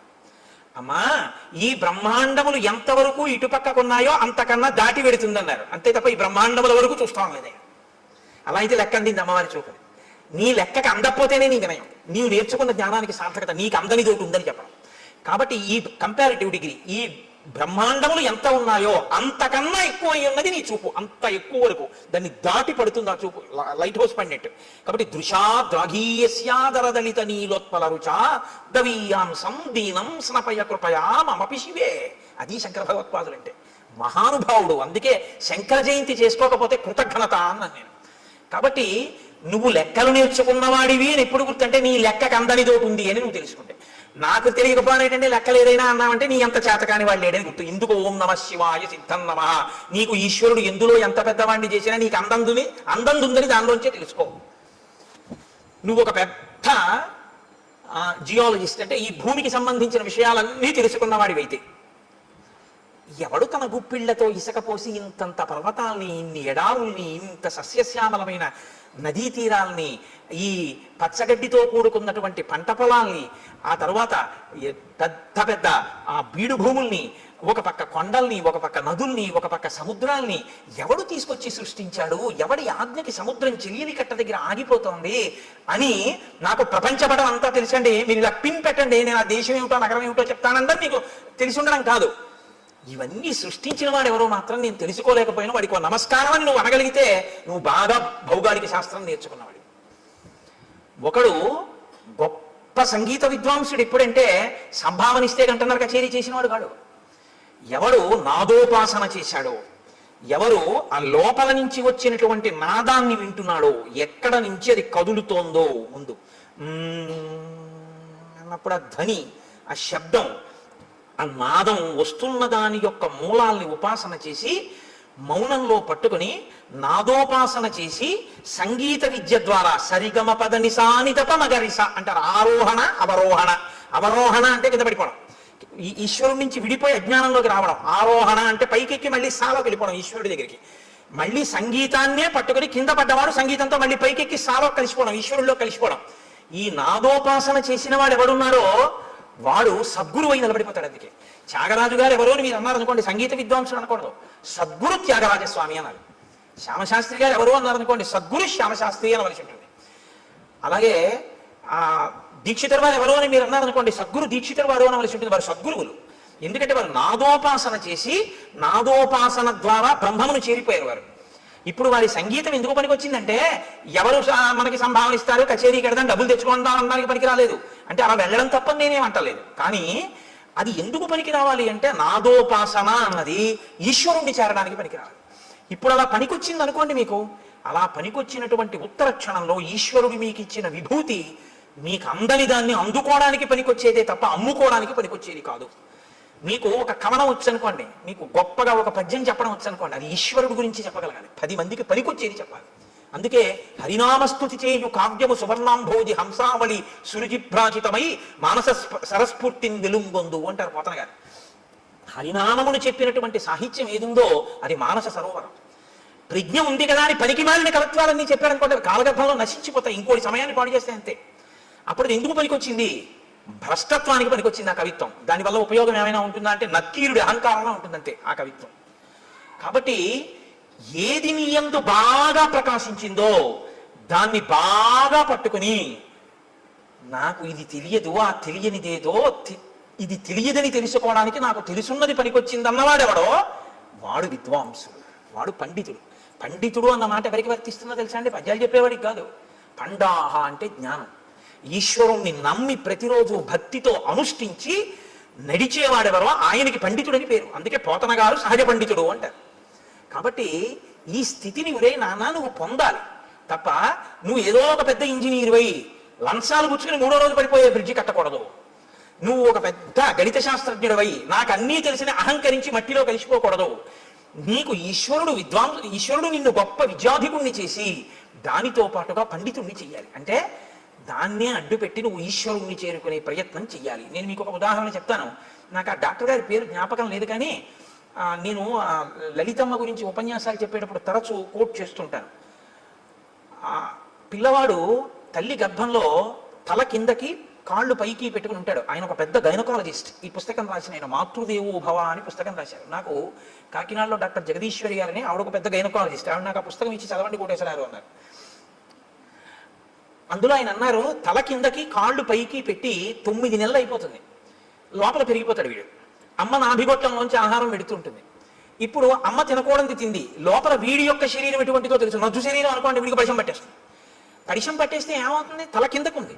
ఇప్పుడు ముక్కులో పట్టినటువంటి పదార్థం వెనక్కి వెళ్ళిపోతుంటుంది. గుటక వేయడం చాలా కష్టం, ముక్కిరి బిక్కిరి అయిపోతుంటాడు. అమ్మ ఇంకో సీతాఫలం తింటాడు. ఆవిడకి ఏం తెలుసు? బయటకు వస్తేగా వాడికి నజ్జు శరీరం అని తెలియడానికి. లోపల జ్వరం తగులుతుంది, కానీ వాడికి అబ్బా చల్లగా ఉంటే బాగుండనిపిస్తుంది, కటిక చీకటి. ఇంతలో వాడికి ఏమవుతుందంటే లోపల అతిసారం పుడుతుంది. వాడు మలం ఎక్కువ విసర్జించేస్తాడు. విసర్జించేస్తే అందులోంచి చిన్న చిన్న పురుగులు పుట్టి కరిచేస్తుంటాయి ఒంటిని.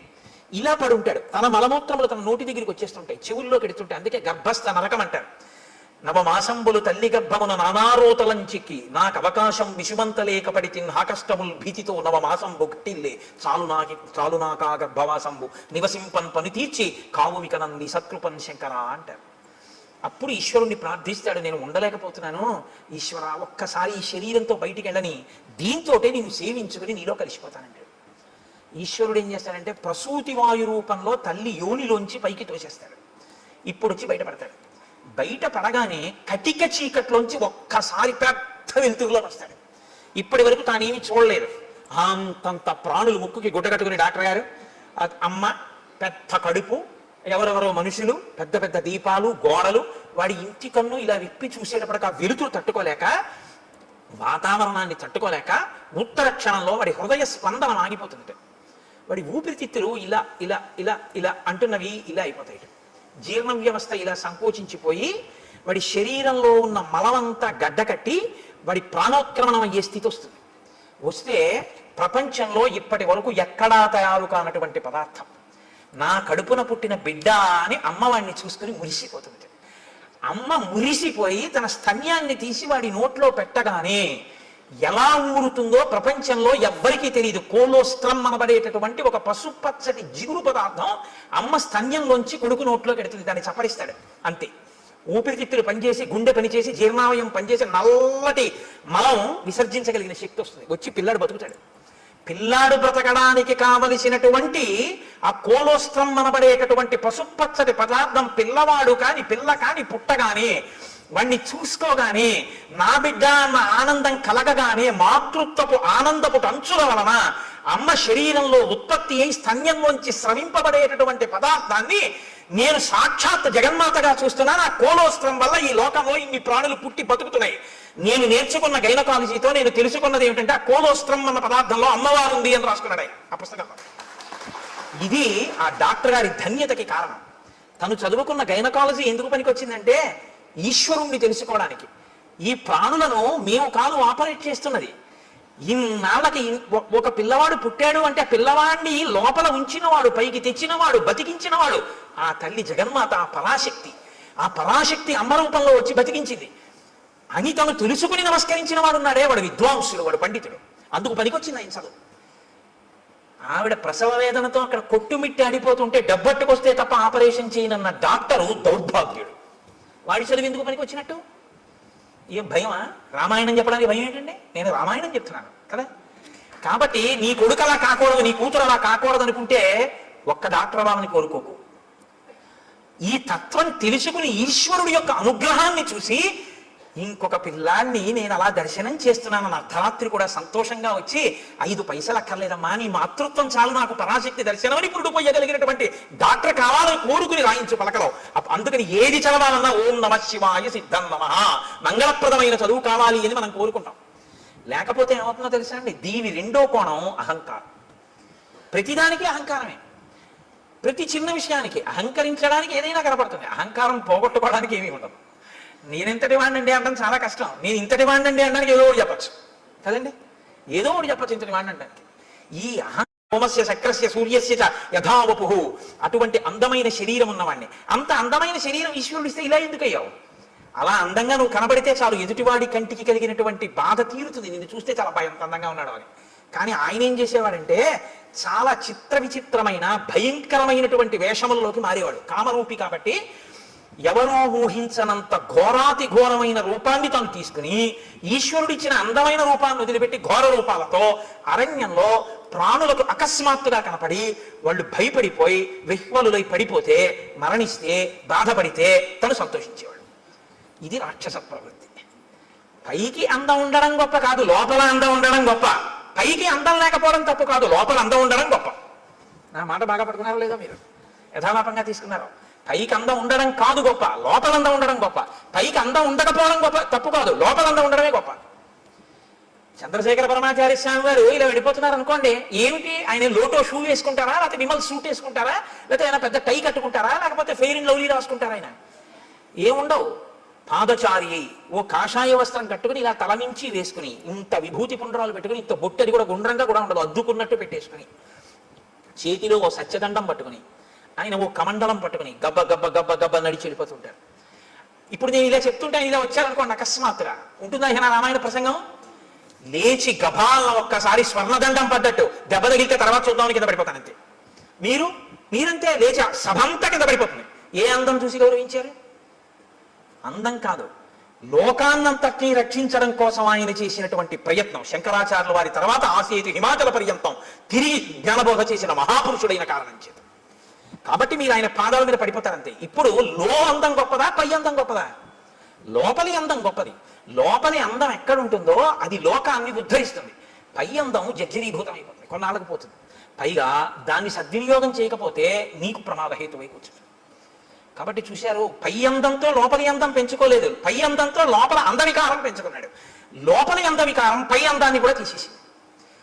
ఇదే నేను మీతో మనవి చేసింది. అక్షరాభ్యాసము అన్నది మూఢనమ్మకములు, చాదస్తములు. నేను మీతో ఒకరోజు మనవి చేశాను. ఒక ఆయన ఆవును చంపేద్దాం అనుకున్నాడు. ఆవును చంపేయి అన్నారు అనుకోండి, బుద్ధుందా లేదా అంటారు. కాబట్టి ఆవును చంపేయి అనకుండా ఏమన్నాడంటే ఆ పులిని చంపేయి అన్నాడు. ఇప్పుడు చూడటం లేదు మీరు, అది ఆవో పులియో మీరు చూడలేదు. పులిని చంపేయన్నారు. బాబా మీద పడిపోతుంది కాబట్టి చంపేయమన్నాడు అనుకున్నారు. పావును చంపేయన్నాడు. పావు కాబట్టి చంపేయమన్నాడు అనుకున్నారు. ఆయన ఆవును చంపేశాడు. ఆవు అని తెలుసు, పావును చంపేయి అని చంపించేశాడు.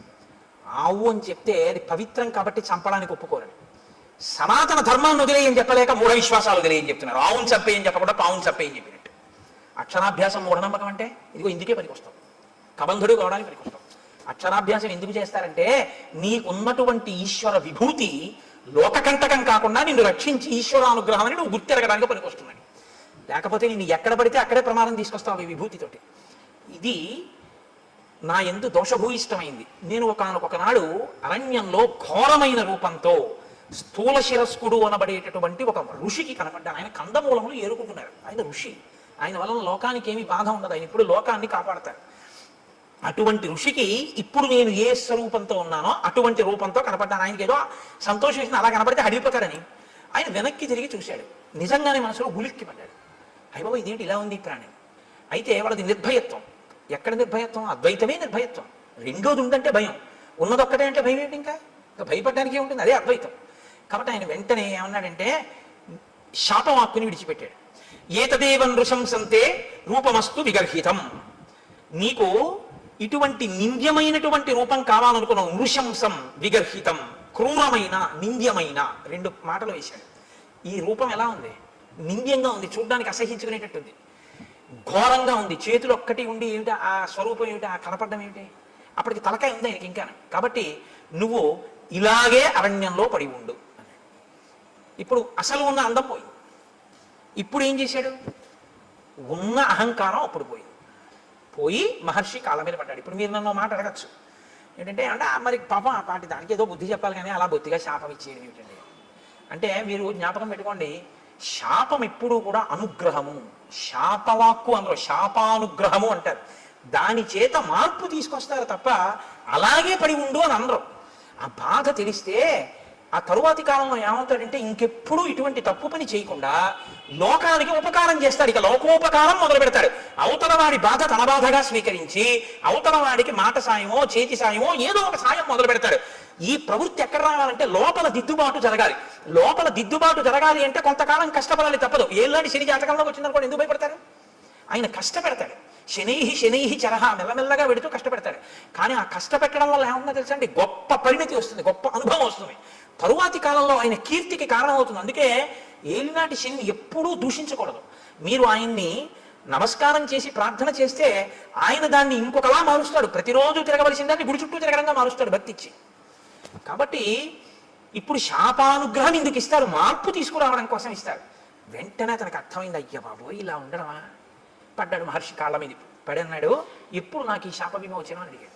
అయితే మారావు కదా ఇప్పుడే అన్నారు అనుకోండి, ఆ బుద్ధి మళ్ళీ మారిపోతుంది. అందులో ఆ బాధ ఏమిటో తెలియాలి. ఆయన అన్నాడు, యథాచిత్వా భుజౌ రామ త్వాం దహే ద్విజనే వని తదాత్వం ప్రాప్స్యసే రూపం స్వమేవ విపులం శుభం. నీవు అరణ్యంలో పడి ఉండి ప్రాణుల్ని తింటుంటే ఒకనకొకప్పుడు రామచంద్రమూర్తి అరణ్యంలోకి వచ్చి నీ భుజములను తెగనరుకుతారు. ఆ తెగనరికి అరణ్యంలో నిన్ను కాల్చేస్తారు. ఎందుకంటే ఆ ప్రాణి అలా ఉండిపోవడానికి వీల్లేదుగా, కాల్చబడాలి. సంస్కారం రాముడి దగ్గర ఉన్న గొప్పతనం అదే. మీతో నేను మనవి చేశా. అంత్యేష్టి సంస్కారం చేస్తాడు. ప్రాణిని కాల్చేస్తాడు. అంటే చనిపోయినటువంటి ప్రాణిని అలా వదిలిపెట్టి వెళ్ళిపోడు, దానికి అంత్యేష్టి చేస్తాడు. పొద్దున్నే భోజనం చేస్తూ గోపాలకృష్ణ గారు నేను దాని గురించి కాసేపు ముచ్చటించాం. అలా ఎందుకు చేస్తాడండి రాముడు అని నేను ఏదో ప్రశ్న వేస్తే చెప్తున్నాను. ప్రతి ప్రాణికి కూడా దేవతలు ఆవహించి ఉంటారు. పాణి చెయ్యి ఉందనుకోండి ఇంద్రుడు ఉంటాడు, వాక్కు అగ్నిహోత్రం ఉంటుంది, కన్ను సూర్యుడు ఉంటాడు. ఇప్పుడు మీరు విడిచిపెట్టి వెళ్ళిపోయారనుకోండి, విడగొట్టాలి మంత్రం చేత. విడగొట్టేసేసి, అంటే ప్రత్యేకించి మనుష్య శరీరానికి అయితే, మిగిలిన వాటికైతే ప్రాణ అపాన వ్యాన ఉదాన సమాన నాగ కూర్మ కృకర ధనంజయ దేవదత్త వల్ల ధనంజయమన్న వాయువు చేసేస్తుంది. మనుష్య ప్రాణికి ఈ దేవతలందరినీ కూడా మంత్రభాగంతో విడతీసేస్తారు. విడతీసి మళ్ళీ ఈ శక్తుల్ని దేవతల్లో కలుపుతారు. కలిపి జడమైపోయి మిగిలిపోయినటువంటి దేహాన్ని అగ్ని యందు దహించేస్తారు. కాబట్టి అది సంస్కారం. అంత్యేష్టి సంస్కారం 16వ సంస్కారం. అన్ని 16 మీద నడుస్తాయి సనాతన ధర్మంలో మనిషి జీవితం. అందుకని షోడశ కళా ప్రపూర్ణుడు చంద్రుడు, షోడశ సంస్కార ప్రపూర్ణుడు మనుష్యుడు. అంటే 16వ సంస్కారంగా అంత్యేష్టి జరగాలి. కాబట్టి రాముడు ఎక్కడెక్కడ ఎటువంటి శరీరాలు కనపడ్డా వాటిని ఆయన దహిస్తాడు. అందుకని నువ్వు రాముడి చేత వధింపబడి దహింపబడితే నీ పూర్వరూపం వస్తుంది. ఇక్కడ మీరు ఒక విషయాన్ని కనిపెట్టాలి. ఎవరికైనా తెలియదేమో కానీ మునులకు మాత్రం తెలిసి రామావతారం వస్తుంది. ఈ దేశంలో త్రికాల వేదులు వాళ్ళు. అందుకే ఈ దేశంలోనే ఒక గొప్ప శాస్త్రం ఉంది, జ్యోతిషము అని. వేద పురుషునికి జ్యోతిషము నేత్రస్థానంలో ఉంటుంది, వేదాంగము అని. అంటే ఇప్పుడు కళ్ళు లేనివాడు ఉన్నాడు అనుకోండి, మీరు గుళ్ళోకి తీసుకొచ్చి విగ్రహం దగ్గరికి తీసుకెళ్ళి ఇదిగో ముట్టుకో, ఇది గణపతి, ఇదిగో ఇలా ముట్టుకో తొండం అన్నారు అనుకోండి, ఆయన చూసి ఓహో అంటాడు. అదిగో అవే ధ్వజస్తంభపు చిరుగంటలు అన్నారు అనుకోండి, ఆయన చూడగలరా? అదే శిఖ గోపురం అన్నారు అనుకోండి, ఆయన చూడలేడు. మీరు గోపురం ఎక్కించలేదు.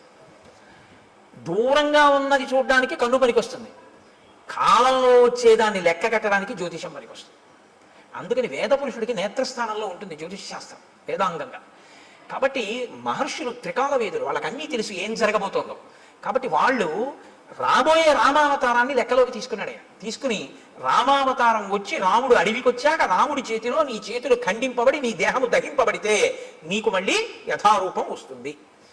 కాబట్టి రామ ఇందుకు నీ సంతోషించాను, నా చేతులు నరికేవాడు వచ్చాడని. ఎవడో నరికాడా? రాముడే నరికాడా? అందుకు అడిగాను. కాబట్టి రామ నేను ఎవరు పూర్వం అంటే శ్రీయోమాం మధ్యమం పుత్రం ధనుం నామ్నాచ దానవం ఇంద్రకోపాదిదం రూపం ప్రాప్తమేవం రణాజిరే. నేను శ్రీ అనబడేటటువంటి వాని యొక్క మధ్యమపుత్రుడైన ధను అనబడేటటువంటి పేరున్నవాడిని. నాకు స్థూల శిరస్కుడు అనబడేటటువంటి ఋషి శపిస్తే నేను అక్కడతో ఊరుకోలేదు. ఆ రూపం వచ్చే లోపల నేను బ్రహ్మగారి గురించి ఘోరమైన తపస్సు చేశాను. బ్రహ్మగారు ప్రత్యక్షమై అన్నాడు, దీర్ఘాయుష్మాన్ భవ అన్నాడు. అని ఆయన వెళ్ళిపోయాడు. వెళ్ళిపోయిన తర్వాత నా అహంకారం ఏమైందో తెలుసా? నేను దీర్ఘాయుష్మంతుడి, నన్ను ఇంద్రుడు ఏం చేస్తాడు? ఇంద్రుడి మీదకి యుద్ధానికి వెళ్ళాడు. వెళ్తే ఇంద్రుడు ఏం చేశాడో తెలుసా? ఆయన ఒక చమత్కారమైనటువంటి మనిషి. ఆయన ఏం చేశాడంటే, ఒక్కసారి నా తలకాయని తన వజ్రాయుధం పెట్టి ఓ దెబ్బ కొట్టి ఈ తలకాయని కడుపులోకి దింపేశాడు. నా 2 కాళ్ళని పొట్టలోకి తోసేశాడు. తోసేస్తే తలకాయ లేదు, కాళ్ళు లేవు, మనిషిని మాత్రం బతికున్నాను. పైగా అన్నాడు తోసేసి, పితామహవచ సత్యం తదస్థితి మమాబ్రవీత్, పితామహుడైన బ్రహ్మగారు నీకు దీర్ఘాయుష్ ఇచ్చాడు, చంపేను పడుండన్నాడు. అప్పుడు నేనన్నాను, అయ్య బాబోయ్, పితామహుడు ఇచ్చాడు వరం బాగానే ఉంది, అహంకారంతో నేనేదో సాధించాలనుకున్నవి ఇలాగే వస్తాయి తిరిగి. కాబట్టి వినయంతో చేసినవి, భక్తితో చేసినవి ఉద్ధరిస్తాయి, కానీ అహంకృతితో చేసినవి పనికొచ్చేవి కావు, చిట్ట చివరికి వచ్చి ఇలాగే కట్టి కుడుపుతాయి. కాబట్టి నేనన్నాను, నాకు పితామహుడు దీర్ఘాయుష్మంతుడు అన్నాడు నిజమే, కడుపుకి ఆకలోటి ధర్మం కదా ప్రాణికి. ఇప్పుడు నాకు తలకాయ లేదుగా, కాబట్టి నోరు లేదుగా, కానీ కడుపు ఉందిగా, తినాలిగా, వెడదామంటే కాళ్ళు లేవుగా, ఏం తిని బతకను అని అడిగాను. అడిగితే ఆయన ఏం చేశాడో తెలుసా? ఏవ ముక్తస్తు మే శక్రో బాహు యోజనమాయతౌ ప్రాదాదాస్యంచమే కుక్షౌ తీక్షణ దంస్త్వం అకల్పయత్. నాకు పెద్ద పెద్ద కోరలు పెట్టి, నా గుండెల దగ్గర కన్ను పెట్టి, నాకు యోజనమంత పొడుగైన చేతులు ఇచ్చి, నువ్వు బతకవలసింది దీర్ఘాయుష్మంతుడవై బతికుండడానికే తప్ప అంతకన్నా ఎందుకురా నువ్వు బతికుండి నువ్వు ఏం చేయాలి లోకానికి? అది నీ చేతులతో తడువుకు తింటుండు పడుండన్నాడు. అంటే దారుణమైన జన్మ ఏదో తెలుసా అండి? తినడానికి బతికే జన్మ కదండి. ఇప్పుడు అంతిమంగా తీర్పు ఎక్కడికి వచ్చింది? ఆయన దీర్ఘాయుష్మంతుడు దేనికి? తింటాడు, బతుకుతాడు. ఎందుకు బతుకుతాడు? తినడానికి బతుకుతాడు, అంతే. ఎక్కడికి వెళ్ళడు, ఏమీ చెయ్యడు, ఈశ్వరుడు గురించి ఏమీ తెలుసుకోక్కర్లేదు, ఓపిక ఉన్నా ఏమీ చేయక్కర్లేదు. ఓపిక ఉన్న రోజుల్లో భోగాలకి, పెద్దవాడైపోయిన తర్వాత ఉన్న ఓపిక ఎక్కడ పోతుందో అని ఈశ్వరుడి దగ్గరికి వెళ్ళడం. మీరు లోకం పోకడ ఎలా ఉంటుందో తెలుసా అండి? ఇప్పుడు ఎందుకండి అంటాడు. ఏమంటే రామాయణానికి వెళ్ళొద్దాం ఏంటి అన్నాడు అనుకోండి ఎవడైనా. ఏంటండి ఇప్పటి నుంచి రామాయణం అవన్నీ? మరి ఎప్పుడండి అని మీరు అడిగారు అనుకోండి. రిటైర్ అయిపోయాక. రిటైర్ అయిపోయిన తర్వాత కూడా నువ్వు ఉంటావని ఎవరన్నా రాసిచ్చారా నీకు బాండ్ పేపర్? దంతంబుల్ పడనప్పుడే తనుగుయందు ఆరూఢియున్నప్పుడే కాంతాసంగము రోజనప్పుడే జరాక్రాంతంబు కానప్పుడే వింతల్మేన చరించినప్పుడే కురులు వెల్వెల్ల కానప్పుడే చింతింపంబల వీపదంబుజములం శ్రీకాళహస్తీశ్వర. ఇంకా నువ్వేం చేస్తావు? 60 ఏళ్ళు వచ్చేసి రిటైర్ అయిపోయిన తర్వాత అప్పుడు పూజపీఠ మీదకి వెళ్ళి కూర్చుని ఆ చెంబ్యా అంటే నీకు తెలియదు. ఓ గుళ్ళోకి వెళ్ళి మంత్రపుష్పానికి ముందు నీళ్ళు వస్తే తీర్థం కింద గుచ్చేసుకుంటూ ఉంటాడు లోపలికి. ఎందుకంటే మంత్రపుష్పం ముందు చేయగడుక్కోమని వేశారు చేతిలో, ఆయనకి తెలియదు. అప్పుడు మళ్ళీ అర్చక స్వామి అయ్యో అయ్యో తాగేకండి అయ్యాలాగా తీర్థం కానీ చేయగడుక్కోండి అంటే అప్పుడు ఆ చేతి నీళ్ళు తీసుకెళ్ళి ఆయన పళ్ళలోనే కడిగేస్తాడు. అంటే అది వాష్ బేసిన్ అనుకుంటాడు. అమ్మ బాబు నా అదృష్టం రా, ఇలాంటి భక్తులు ఇచ్చాడు ఇవ్వాలని ఆయన అనుకోవాలి. లేరని మీరు అనుకుంటున్నారా? ఎక్కడిది అజ్ఞానం? ఓపిక ఉండగా ఆర్జించడానికి తినడానికి తప్ప ఈశ్వరుడు గురించి తెలుసుకోవడానికి పనికిరాలేదు. ఒక్కొక్కడి జీవితం అసలు అలాగే తెల్లాలి. అసలు ఎప్పుడు దేనికి అంటే తింటుంటాడు అది తింటుందో రోజున. చెప్పాను అన్నం అంటే తినది, మన చేత తినబడున్నది, మనని తినున్నది, 2 అర్థాలు. కాబట్టి అది తినేస్తుందో రోజు అయిపోయింది. కాబట్టి నీకు దీర్ఘాయుష్యే కదరా కావాలి, దానికి ఓ నోరు చాలు, ఆహారాన్ని చూసుకోవడానికి ఒక కన్ను చాలు, వెతుక్కు లాక్కోవడానికి ఓ 2 చేతులు చాలు. నువ్వు ఎక్కడికి వెళ్ళాలి? ఓ గుడికి వెళ్ళాలా, గోపురానికి వెళ్ళాలా? ఉంటే భయపడతావు ఎక్కడికన్నా పెడితే. నువ్వు ఎందుకు నాన్న అలా పడు? దీర్ఘాయుష్మంతుడు అయి ఉండవు. ఇప్పుడు తెలిసింది బాధ ఏమిటో. ఎందుకు చేశానా తపస్సు, ఎందుకు వెళ్ళానా ఇంద్రుడి మీదకి, ఎందుకు కనపడ్డానా ఋషికలాగా అని ఏడుస్తూ ఇన్ని వేల సంవత్సరాల నుంచి ఇక్కడ పడున్నా. అలా వస్తే తడువుకోను తిన్నాం. ఎప్పుడు నరికేస్తాడా ఈ చేతులను చూస్తూ కూర్చున్నాను రామా. ఇప్పుడు నువ్వు ఈ చేతులు నరికి ఒళ్ళు కాల్చేయి. ఎంత తొందరపడిపోయాడో తెలుసా అండి? సూర్యాస్తమయం అయిపోతుంది, అలిసిపోయిన రథాలతో వెళ్ళిపోతున్నాడు సూర్యుడు. సూర్యాస్తమయం అయితే కాల్చవు నువ్వు, ధర్మం రామచంద్రమూర్తి చెయ్యడు అంచేసి సూర్యాస్తమయం అయితే. కాబట్టి అవ్వకుండా తొందరగా నన్ను ఒక గొయ్యి తీయించి అందులో పడేసి భూమి మీద పడుకోబెట్టి అంటించడానికి ఏం కుదరదు, అంత పెద్ద రాక్షసాకారం అది. ఇప్పుడు గోతిలో పారేసి దాని నిండా కట్టెలు పారేసి అగ్నిహోత్రం వెలిగించేస్తే నేనేం తొందరగా కాలుతాను అనుకుంటున్నావా? కదలిక లేదు కదండి, ఫ్యాట్ ఎలా డైల్యూట్ అవుతుంది. కాబట్టి ఒళ్ళంతా నీతి ముద్దలా కొవ్వు పట్టేసింది. ఇప్పుడు కొవ్వు పట్టాన కాలదు, అది అలా కాలుతూనే ఉంటుంది. అందుకే కొవ్వొత్తి తొందరగా కాలిపోతుందండి. దీపారాధనలో ఒత్తి కాలిపోయినట్టు కాదు, అలా కొవ్వు కరుగుతూ దీపం అలా కిందకు వస్తూ ఉంటుంది. ఆ కొవ్వు అంతా కాలాలి.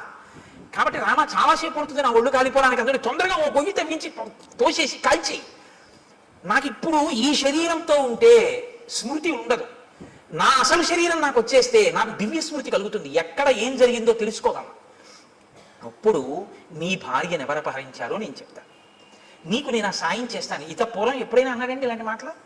ఎవడైనా మంచిగా ఉంటే వాడిని బాధపెట్టాడు. ఇప్పుడు అవతల వాడి బాధలో ఆ శరీరం వస్తే వెంటనే నీకు మాట సాయం చేస్తానంటున్నాడు. ఈ మార్పు కోసం శాపానుగ్రహం ఇస్తారు.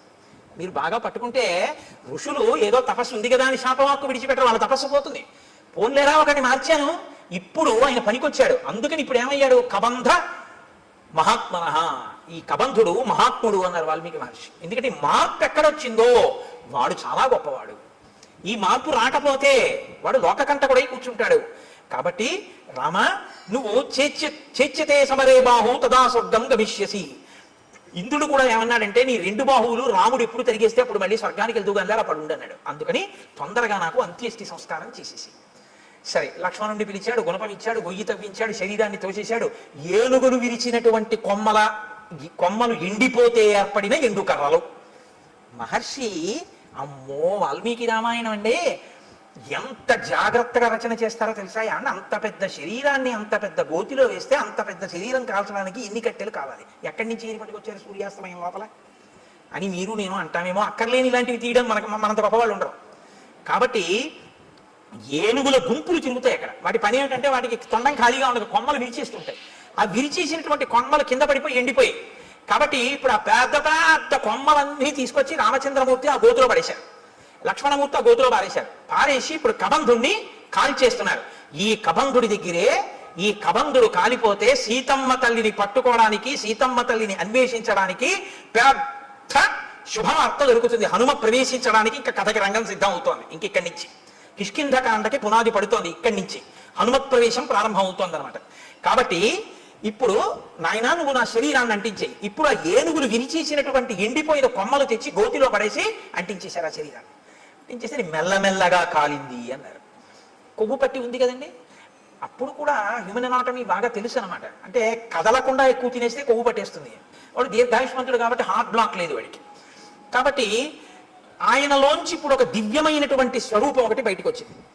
తతశ్చితాయా వేగేన భాస్వరో విమలాంబర ఉత్పపాతాశు సంహృష్ట సర్వ ప్రత్యంగభూషణ విమానే భాస్వరే తిష్టన్ హంసయుక్తే యశస్కరే ప్రభయాచ మహాతేజ దిశో దశ విరాజయన్.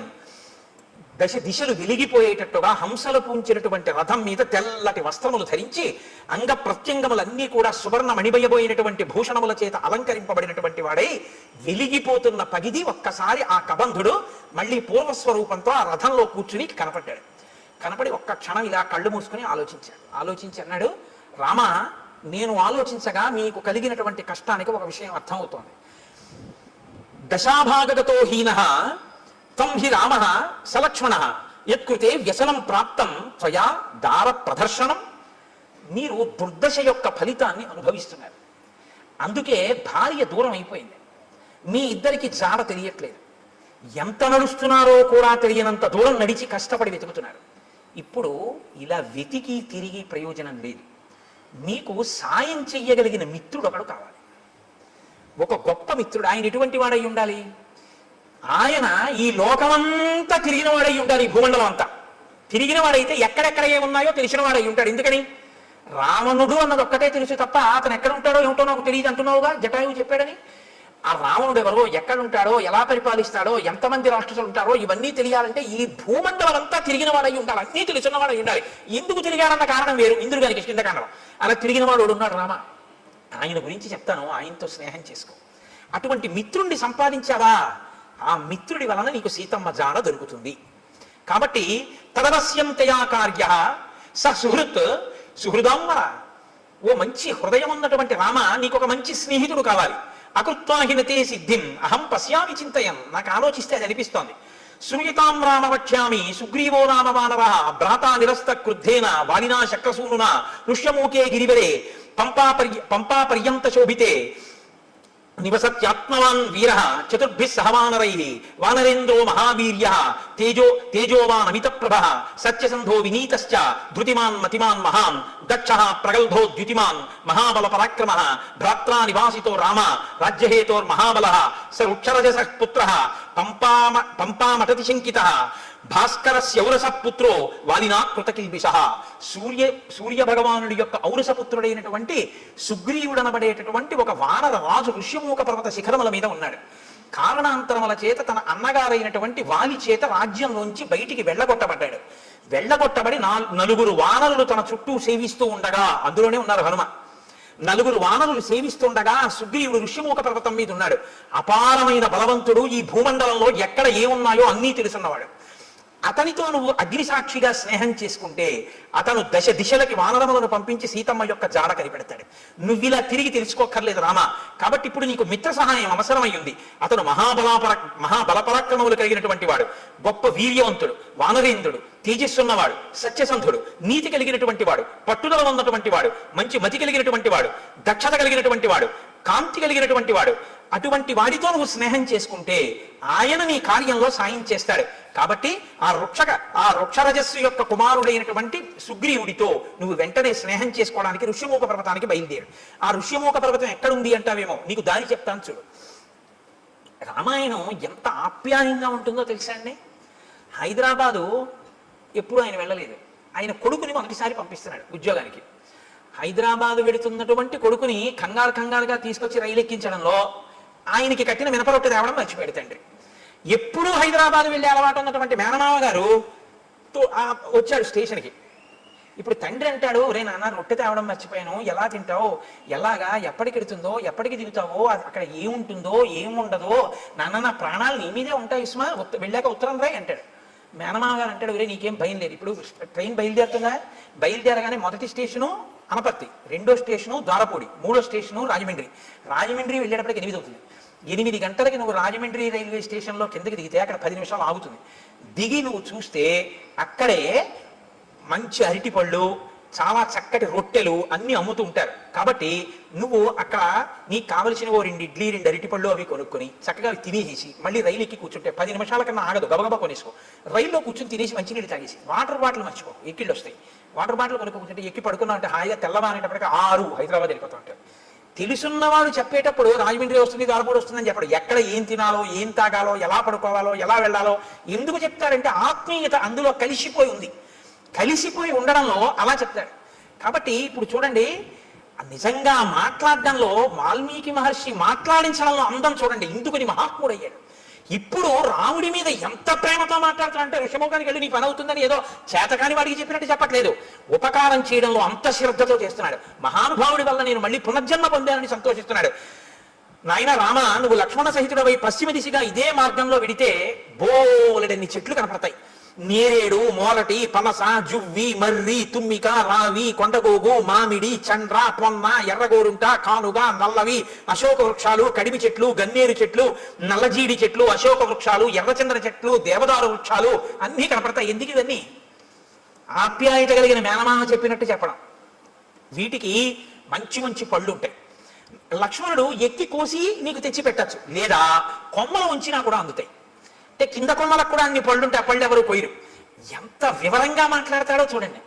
అక్కడే ఉంటుంది క్యాంటీన్. ఒకవేళ క్యాంటీన్ ఏ కారణం చేతనైనా మూసేసి ఉంటే నువ్వు కంగారు పడకు, ఇటువైపు కట్టేస్తారు. కానీ అదే టైంలో టిఫిన్ ఎక్కువ తినేవాళ్ళు అవతల ప్లాట్ఫామ్ మీదకి వస్తారు, ఇటు చెక్కలతో క్లోజ్ చేసి అటువైపు అమ్ముతుంటాడు, అటువైపు వెళ్ళు అని చెప్తాడు. చూసారా మా మేనమా అలా చెప్తాడు చెప్పేటప్పుడు.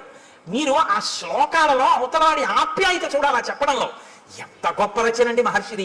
కాబట్టి లక్ష్మణుడు కొమ్మలు వంచి పళ్ళు కొయ్యొచ్చు, తేనె పట్ల నుంచి తేనె కారుతుంటుంది. రామ, అవి మీరు తినచ్చు. అది దాటి మీరు వెడితే అక్కడ మీకు ఒక చిక్కటి వనం కనపడుతుంది. అంటే చిక్కటి వనం, చక్కటి వనం, బాగా చెట్లు దగ్గరగా ఉంటాయి.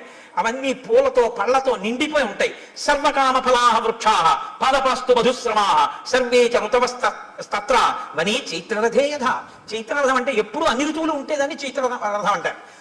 అన్ని ఋతువులు ఉన్నట్టే అక్కడ ఎప్పుడు పళ్లతో, తేనె పట్లతో, పువ్వులతో ఆ చెట్లన్నీ శోభాయమానంగా ఉంటాయి. అక్కడ చక్కగా మీరు తేనె తాగచ్చు, పళ్ళు తినచ్చు. అది దాటి వెళ్ళిన తరువాత మీరు పంపా సరోవర తీరానికి వెడతారు. రామ, పంపా సరోవర తీరంలో ఒడ్డున ఎక్కడా కూడా అసలు గులకరాళ్ళు ఉండవు. సాధారణంగా నది ఒడ్డున అన్ని చోట్ల గులకరాళ్ళు ఉంటాయి. గులకరాళ్ళు ఉంటే ఏంటి అని మీరు అడగచ్చు. రాముడు పాదుకలు లేకుండా నడుస్తున్నాడు, గులకరాళ్ళు ఉంటే గుచ్చుకుంటాయి కాళ్ళు. కాబట్టి రామ, పంపానదీ తీరంలో గులకరాళ్ళు ఉండవు.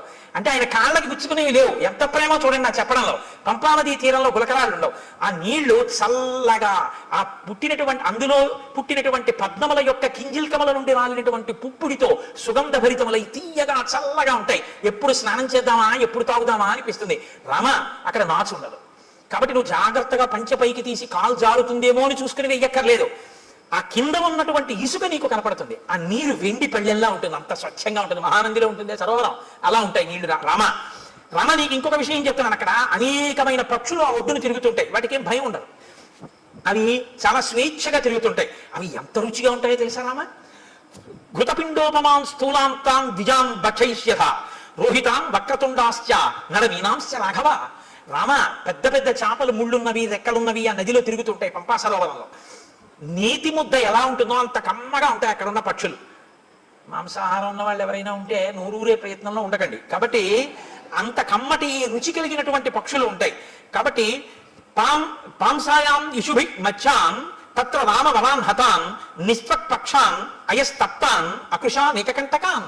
ఎంత వివరంగా చెప్తాడంటే, ఆ నదిలో కొన్ని పక్షులు ఆ నదిలో తిరుగుతుంటాయి. గండు మీనులు, సొర మీనులు, రొయ్యలు, చేపలు అన్ని ఆడుకుంటుంటాయి. లక్ష్మణుడు బాణంతో గుచ్చి వాటిని పైకి తీస్తాడు. తీసి అగ్నిహోత్రం మీద ఆ బాణంతో ఇలా తిప్పితే ఎర్రగా కాలుతాయి. నువ్వు అక్కడ ఒడ్డున కూర్చోరామా, కూర్చుంటే ఒక్కొక్క చేపని కాల్చి పట్టుకొస్తాడు. ఆ పక్షిని కొట్టి కాల్చి పచనం చేసి ఆ నీతి ముద్దలా ఉన్న పక్షి మాంసం తీసుకొచ్చి పెడతాడు. చక్కగా నువ్వు ఆ ఒడ్డున కూర్చొని కమ్మగా తిన్న తర్వాత దాహం వేస్తుంది, ఎందుకంటే నీతి ముద్దలా కదా ఉంటాయి. దాహం వేస్తే లక్ష్మణుడు ఏం చేస్తారో తెలుసా? భుజం తే ఖాండతో మధ్యాన్ పంపాయాహ పుష్ప సంచయే పద్మగంధి శివం వారి సుఖశీత మనామయం ఉధృత్య సతతాక్లిష్టం రౌప్య స్ఫాటిక సన్నిభం అసౌ పుష్కరవర్ణేన లక్ష్మణ పాయిష్యతి. తామరాకులు ఉంటాయి రామ, ఆ తామరాకులు దొప్పగా చేసి పంపా సరోవరంలోకి ఎడతారు లక్ష్మణుడు. ఆ నీళ్ళు ఎలా ఉంటాయో తెలుసా? వెండి రేకు బోర్లించినట్టు ఉంటాయి, తెల్లగా అడుగునున్నటువంటి ఇసుక కనపడుతుంటుంది. దాంట్లో బోలెడన్ని పద్మాలు ఉంటాయి, పద్మాలకి కింజిల్కాలు ఉంటాయి. వాటిలోంచి ఆ పుప్పుడంతా నీటి మీద పడుతుంది. అందుకని మంచి ఏదో అన్ని రకాల పదార్థాలతోటి శివాభిషేకం చేస్తే వచ్చిన తీర్థం అన్ని రుచులు కలిసి మంచి సుగంధ ద్రవ్యాలతో సువాసనతో ఎలా ఉంటుందో అలా ఉంటాయి ఆ నీళ్లు. ఆ నీళ్లు తామరాకు దొప్పతో తెచ్చి నీకు ఇస్తాడు. నువ్వు చక్కగా ఏం చేస్తా అంటే తామరాకు దొప్పతో చల్ల నీళ్లు తాగు. సాయంకాలం వేళలో నువ్వు ఆ పంపా సరోవర ప్రాంతంలో తిరుగుతుంటే జింకలు, లేళ్లు తిరుగుతుంటాయి.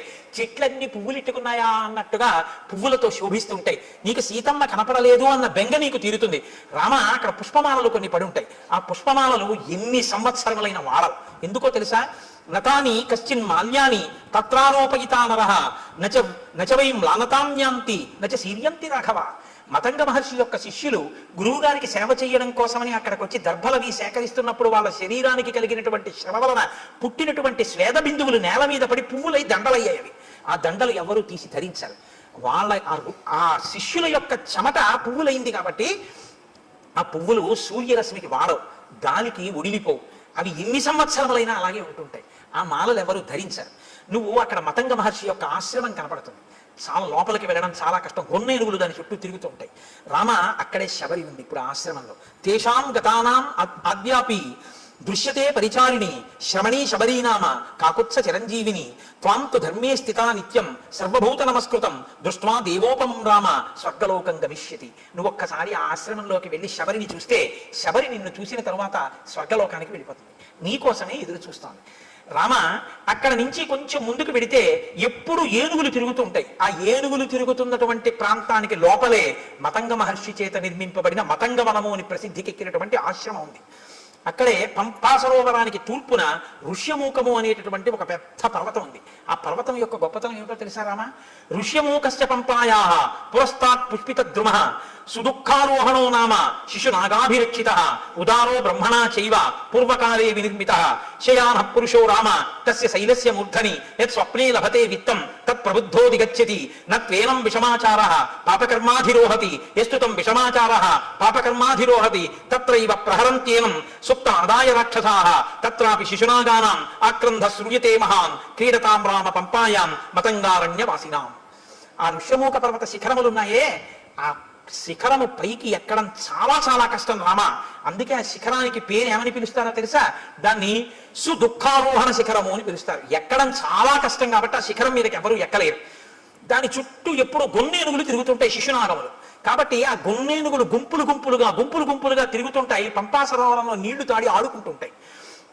ఎవరైనా శిఖరం పైకెక్కి రాత్రి నిద్రపోయినప్పుడు వాళ్ళ కల్లో ఏం కనపడుతుందో అది వాళ్ళకి దొరుకుతుంది తెల్లవారేటప్పటికి. పాపాచారం కలిగిన వాళ్ళు ఋష్యమూక పర్వతం మీదకి ఎక్కి ఉండలేరు. ఒకవేళ ఉన్నా వాళ్ళకి నిద్ర పట్టగానే రాక్షసులు వచ్చి చంపేస్తారు. కాబట్టి ఏమర్థం అవుతోంది? ఋష్యమూక పర్వతం మీద ఉన్న సుగ్రీవుడు నలుగురు వానరులు పాపాచారము కలిగిన వారు కారు. వారు పాపాచారులు అని వాలి తెలివించాడు తప్ప వాళ్ళు నిజమునకు పాపాచారులు కారు. అటువంటి వారైతే రామా నిన్ను వాళ్ళతో సంధి చేసుకోమని చెప్పడం, ఇది దాని అర్థం. కాబట్టి యత్ స్వప్నే లభతే విత్తం తత్వబుద్ధోధిగచ్చతి. రాత్రి కల్లో ఏం కనపడిందో అది తెల్లవారేటప్పటికి ఆ కొండ మీద దొరుకుతుంది. కాబట్టి రామ ఆ పర్వత శిఖరం మీదకి వెడితే అక్కడ ఒక గొప్ప గుహ ఒకటి ఉంది. రామతస్యతు శైలస్య మహతీ శోభతే గుహ శిలాపిధాన కాకుత్స దుఃఖం చాస్యాహ ప్రవేశనం. ఆ గుహకి ఒక పెద్ద శిల అడ్డు పెట్టుంటుంది. దానిలోనే సుగ్రీవుడు నలుగురు వానరులతో ఉంటాడు. ఆ గుహలోకి ప్రవేశించడం చాలా కష్టం. తస్యా వసంతి సుగ్రీవ చతుర్భి సహవానరై కదాచిత్ శిఖరే తస్య పర్వతస్యావతిష్టతే. రామ ఆ శిశునాగములు, ఆ గొన్నేనుగులు ఉన్నాయే, అవి పంపా సరోవరంలోకి వచ్చి నీళ్లు తాగి పైకి చిమ్మి ఆడుకుని పెద్దగా అరుస్తుంటాయి. అవి అలా అరిచినప్పుడు వాటి యొక్క ఘీంకారములు ఆ పర్వత శిఖరం మీదకి వినపడుతుంటాయి. అప్పుడప్పుడు సుగ్రీవుడు గుహలోంచి బయటకు వచ్చి నలుగురు వానరులతో కలిసి ఆ శిఖరం మీద కూర్చొని చూస్తూ ఉంటాడు. ఇవన్నీ అక్కడే ఉన్నాడు. నిజంగా లైవ్ టెలికాస్ట్ ఇస్తారండి. మనం చదువుతుంటే అబ్బా మనం ఒక్కసారి ఆ ఋష్యమూక పర్వతం, ఆ పంపా నది, ఇంకా ఎన్ని చెప్పారో తెలుసా అండి. రామ గుంపులు గుంపులుగా అడవి పందులు వస్తాయి. అడవి పందులు పంపా సరోవరంలో నీళ్లు తాగి పర్వత గుహల్లో ఆడుకుంటూ వెళ్ళి పడుకుంటాయి. పడుకున్న పెద్ద పెద్ద రంకెలు వేస్తాయి. ఆ రంకెలు ఎలా ఉంటాయి తెలుసా? ఆబోతు రంకెల్లా ఉంటాయి. అక్కడ గొన్నేనుగులు ఏమి ఆటలాడుతుంటాయో రామ, ఆ పర్వత శిఖరం చుట్టూ అవి తిరుగుతుంటాయి. వాటిని దాటి శిఖరం ఎక్కవలసి ఉంటుంది. ఇవన్నీ చెప్పి రామ తొందరగా బయలుదేరి సుగ్రీవుడితో స్నేహం చేసుకో. చాలా సంతోషం అన్నారు. మీరు ఆజ్ఞనిస్తే నేను బయలుదేరుతానన్నాడు. ఆయన వెళ్ళిపోయాడు. రామలక్ష్మణులు ఇద్దరు బయలుదేరి శబరి ఉన్నటువంటి ఆ మతంగ మహర్షి యొక్క ఆశ్రమాన్ని చేరుకున్నారు. శబరి వెంటనే స్వాగతం చెప్పింది. స్వాగతం చెప్పి అంది, తౌచు దృష్ట్వా తదా సిద్ధ సముద్ధాయ కృతాంజలి రామస్య పాదౌ జగ్రా లక్ష్మణస్య చ ధీమతః పాద్యమాచమనీయం చ సర్వం ప్రాణాద్యధానిధి. ఆవిడ వెంటనే రామలక్ష్మణులు ఇద్దరి పాదములు పట్టుకుని అర్ఘ్యపాద్యములు ఇచ్చి కూర్చోబెట్టి, నాయనా రామ నీ దర్శనం కోసమే నేను ఎదురు చూస్తున్నాను అంటే రాముడు ఆవిడ్ని ప్రశ్నించాడు. ఇదే నేను మీతో అన్నది. రాముడు ఎవరితో ఎక్కడ ఎలా మాట్లాడతాడో మీకు అలవాటైతే ఎక్కడ ఎలా మాట్లాడాలో మీకు వచ్చేస్తుంది కొన్నాళ్ళకి. తాపసితో మాట్లాడుతున్నాడు కాబట్టి ఆయన ఎలా మాట్లాడతాడో చూడండి.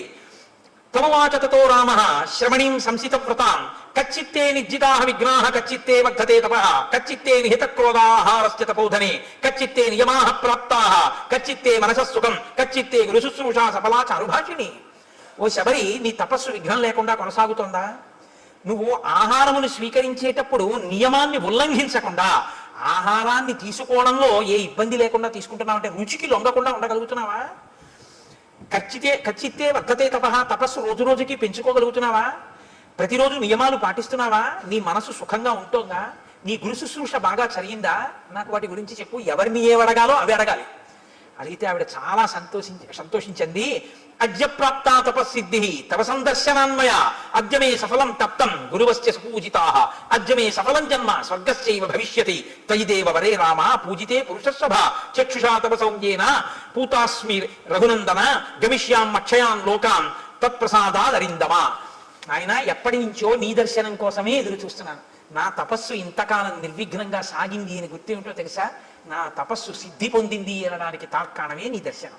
నీ దర్శనం కోసమే చూస్తున్నాను. నీ దర్శనం కోసమే ఇంతకాలం నుంచి ఎదురు చూస్తూ ఉన్న నాకు ఈ కన్నులతో నిన్ను చూసే భాగ్యం కలిగింది. కాబట్టి నేను ఉన్న ప్రయోజనం పూర్తయిపోయింది. కాబట్టి నువ్వు అనుమతించిన తర్వాత ఇంకా నేను ఊర్ధ్వలోకాలకి వెళ్ళిపోతాను. మయాతు వివిధం వన్యం సంచితం పురుషర్షభ తవార్థే పురుష వ్యాఘ్ర పంపాయాస్తీర సంభవం. పంపానదీ తీరమునందు ఉన్నటువంటి అనేకమైన కందమూలములను ఫలములను నువ్వు ఎప్పుడొస్తావో నీకు పెడదామని నేను తీసుకొచ్చి దాచి ఉంచాను. అంటే మీరు ఈ మాటలో ఒక విషయం గుర్తుపెట్టుకోవాలి. శ్రద్ధ అని ఒకటి ఉంటుంది. శ్రద్ధ అంటే ఏమిటో తెలుసా అండి?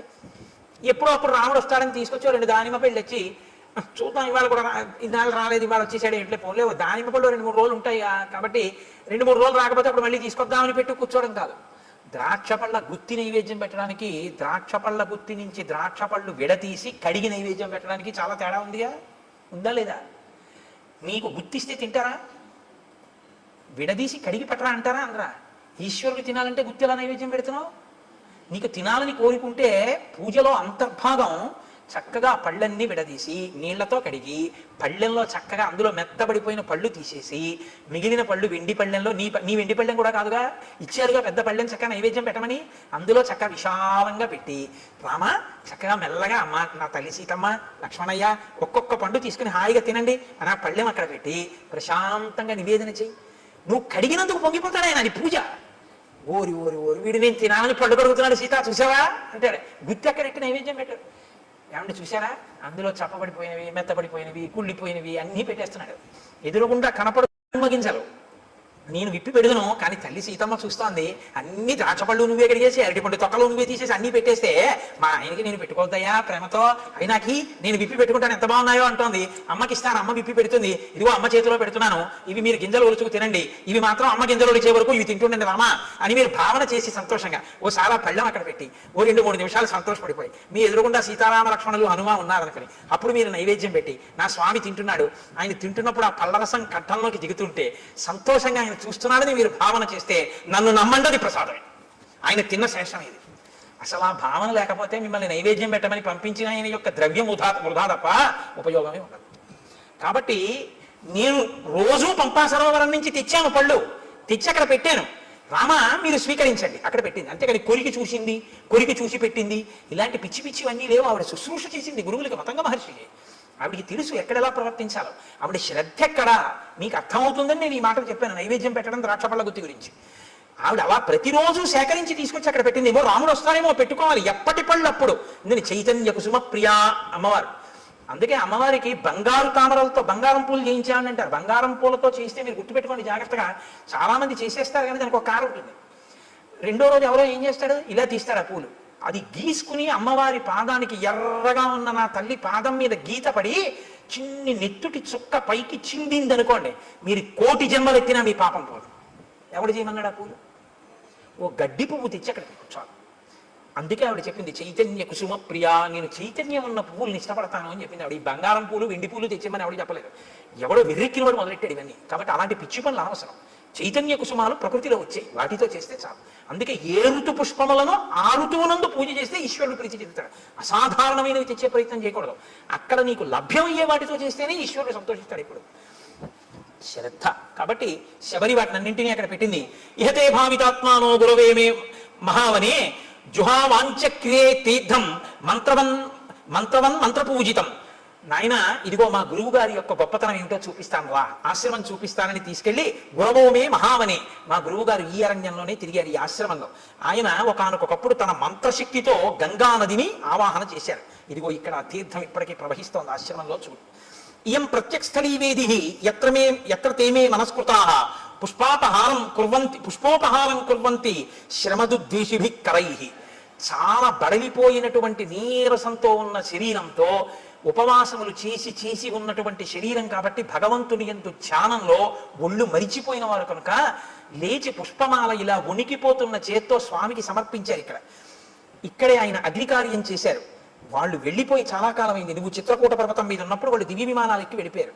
రామ ఇప్పటికీ వేదులు ఎలా ప్రకాశిస్తుంటాయో చూడు, దిశలన్నీ ప్రకాశిస్తాయి ఈ వేదుల వల్ల. వాళ్ళు చేసినటువంటి అగ్నికార్యం ఇప్పటికీ ఎంత తేజస్సుతో ఉంది. తేషాం తప ప్రభావేన పశ్యాద్యాపి రఘుత్వః ద్యోతయంతి దిశ సర్వాః శ్రియా వేద్యోతుల ప్రభా అశక్నువద్భిస్తైర్గంతుం ఉపవాస శ్రమాలసైః చింతితే భ్యగతాన్ పశ్య సహితాన్ సప్తసాగరాన్. చింతితే భ్యాగతాన్ పశ్య. ఎంత గొప్ప మాట అండి. ఆయనట అక్కడ కూర్చుని తపస్సు చేసి చేసి చేసి చేసి హోమం చేసి చేసి చేసి చేసి సాయంకాలం సంధ్యావందనం వేళవుతోంది, లేచి వెళ్ళాలి అనుకున్నారట. కానీ అశత్రువద్ధిస్తే గంతం, లేచి వెళ్ళడానికి ఓపిక లేదు, ఇంకా నీరసంగా ఉంది శరీరం. ఎలా అనుకుని సప్త సాగరములారా ఇలా రండి స్నానం చేస్తానన్నారట. 7 సముద్రాలు వచ్చి ఇక్కడ ప్రవహించాయి.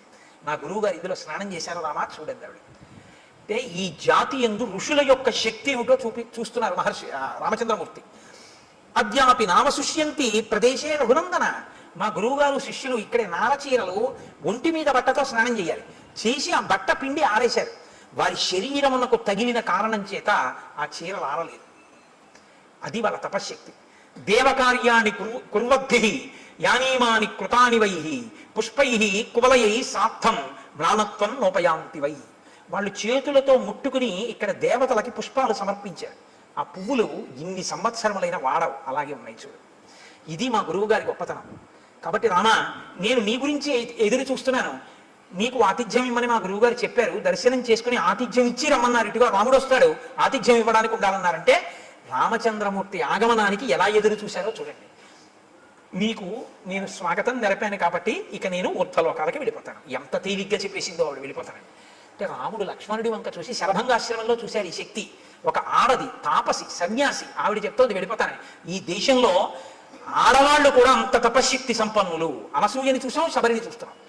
కాబట్టి ఇత్యుక్తా జటిలా వృద్ధ చీర కృష్ణాజినంబర తస్మిన్ ముహూర్తే శబరి దేహం జీర్ణం జిహాసతి అనుజ్ఞాతాతు రామేణ హుత్వాత్మానం హుతాశనే జ్వలత్సావ సంకాశ స్వర్గమేవ జగామస దివ్యాభరణ సంయుక్త దివ్య మాల్యానులేపన దివ్యాంబరధరా తత్ర బభూవ ప్రియదర్శన విరాజయంతి తం దేశం విద్యుత్ సౌదామినీ యథా యత్ర తే స్మృతాత్మానో విహరంతి మహర్షయః తత్పుణ్యం శబరీ స్థానం జగామాత్మ సమాధిన.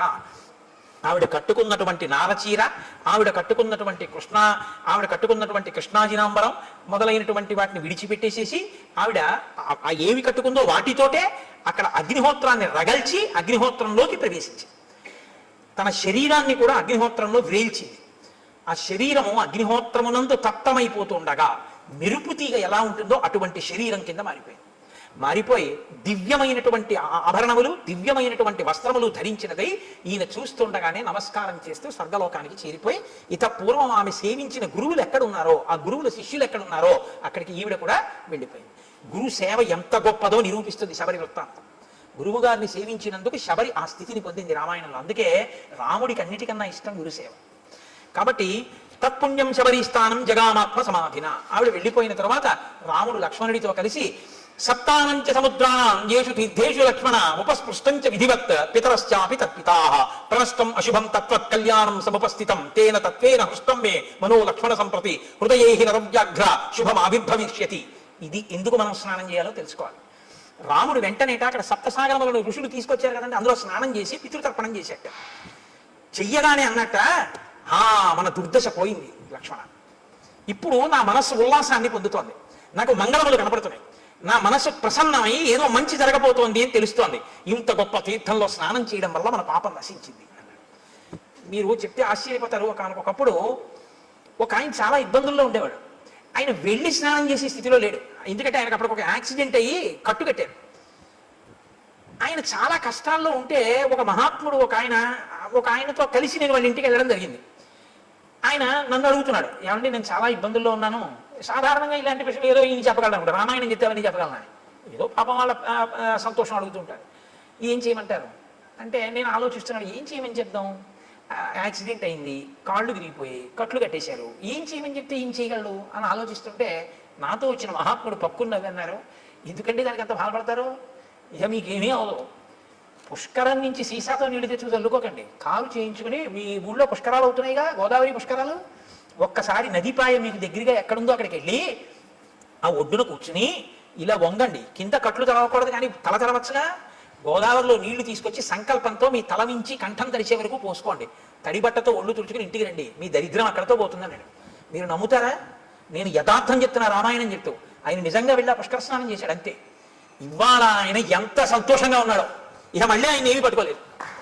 తీర్థస్నానం అంటే ఉత్తినే రాలేదండి, మహాత్ముల యొక్క సంకల్ప శక్తితో వచ్చాయి. ఒక గోదావరి ఉత్తినే రాలేదు, గౌతమ మహర్షి యొక్క తపఫలం. అందుకే నదులు ఎక్కడెక్కడ ఈశ్వరుడు ఉంటే అక్కడికి వెళ్ళి చుట్టుకుంటాయి. ఎవరి దారి నేర్పారని? కృష్ణమ్మ ఉంది, విజయవాడ కనకదుర్గమ్మని సేవిస్తుంది, మంగళగిరి వెళుతుంది, అమరేశ్వరుణ్ణి సేవిస్తుంది. అక్కడి నుంచి ఎవరు చెప్పారని? శ్రీశైలం వెళ్ళిపోతుంది, ఆ లోయల్లో వెళ్ళిపోయి అక్కడికి వెళ్ళి ఆ పాతాళ గంగా జలమజ్జన నిర్మలంగా భస్మ త్రిపుండ్ర సమలంకృత పాల భాగా గాయంతి దేవముని భక్త జనాభవంతం శ్రీమల్లికార్జున విభో తవ సుప్రభాతం అన్ని వదిలిపెట్టి శ్రీగిరిని చుట్టుకుంటుంది, దానికి ప్రదక్షిణం చేసి వెళ్ళిపోతుంది. ఎవరు నేర్పారు నదికి? ఆ నదుల గొప్పతనం అవే, అవి ఈశ్వరుణ్ణి సేవిస్తాయి. ఋషులు తీసుకొచ్చారు వాటిని. మాకు దక్షారామంలో సప్తగోదావరి అని ఉంది, ఋషులు తీసుకొచ్చారు. దాని స్నానమే, దాని ఫలితమే. కాబట్టి రాముడు స్నానం చేయగానే ప్రసన్నుడయ్యాడు. స్నానం శక్తి ఇస్తుందా అండి అంటే నువ్వు ఆ నమ్మకంతో చేసి చూడు. నీకు టాబ్లెట్లో ఏ కంపోజిషన్ ఉందో అందులో ఏముందో, నీకు విరేచనాలు అవుతుంటే నీకు ఏ సూక్ష్మ క్రిముల వల్ల వచ్చాయో, ఇది వేసుకుంటే నీ రక్తంలో ఎలా కలుస్తుందో, ఆ బ్యాక్టీరియా ఎలా చచ్చిపోతుందో నీకు తెలిస్తే చచ్చిపోయా? డాక్టర్ గారు 3 పూట్ల వేసుకోమన్నాడు, వేసుకున్నావు, చచ్చిపోయా లేదా? విరేచనాలు తగ్గాయా లేదా? డాక్టర్ గారు చెప్తే మాత్రం నేను ఎలా వేసుకుంటానండి, ఇందులో ఏముందో నాకు తెలియాలండి, తెలిస్తేనే నేను వేసుకుంటానండి అంటే ఒక అడిగి తగ్గదు. నీ నమ్మకం ప్రధానం. మణి, మంత్రము, ఔషధము మూడింటికే నమ్మకం. కాబట్టి ఇప్పుడు నమ్మి స్నానం చేశాడు, ఫలితం వస్తుంది. విశ్వాసమే ఈశ్వరుడు. మనం ఒక ఎక్కడికైనా పవిత్రమైన చోటు వెడితే తీర్థస్నానం తప్పకుండా చెయ్యాలి. కాబట్టి రాముడు ఆ స్నానం చేసి ఉల్లాసాన్ని పొందాడు. పొంది సంతోషించి లక్ష్మణుడితో కలిసి నువ్వు వెళ్ళి ఋష్యమూక పర్వతం మీద సుగ్రీవుణ్ణి కలుసుకో అని చెప్పి ఆనందంగా ఇద్దరూ కలిసి ఆ పంపా సరోవరంలో తిరుగుతూ ఇంకా సుగ్రీవుని యొక్క దర్శనం కోసమని ఎదురు చూస్తున్నారు. రేపటి రోజున మహానుభావుడు హనుమ సుగ్రీవుడు ఆ వానరుల యొక్క దర్శనం, సీతమ్మ తల్లి జాడ కనిపెట్టడం వైపుకి కథ తిరుగుతుంది. ఇక్కడతో అరణ్యకాండ పూర్తయింది. కాబట్టి మనం ఒక్కసారి రామనామం చెప్పుకుని 11 పర్యాయాలు సంతోషంగా తర్వాత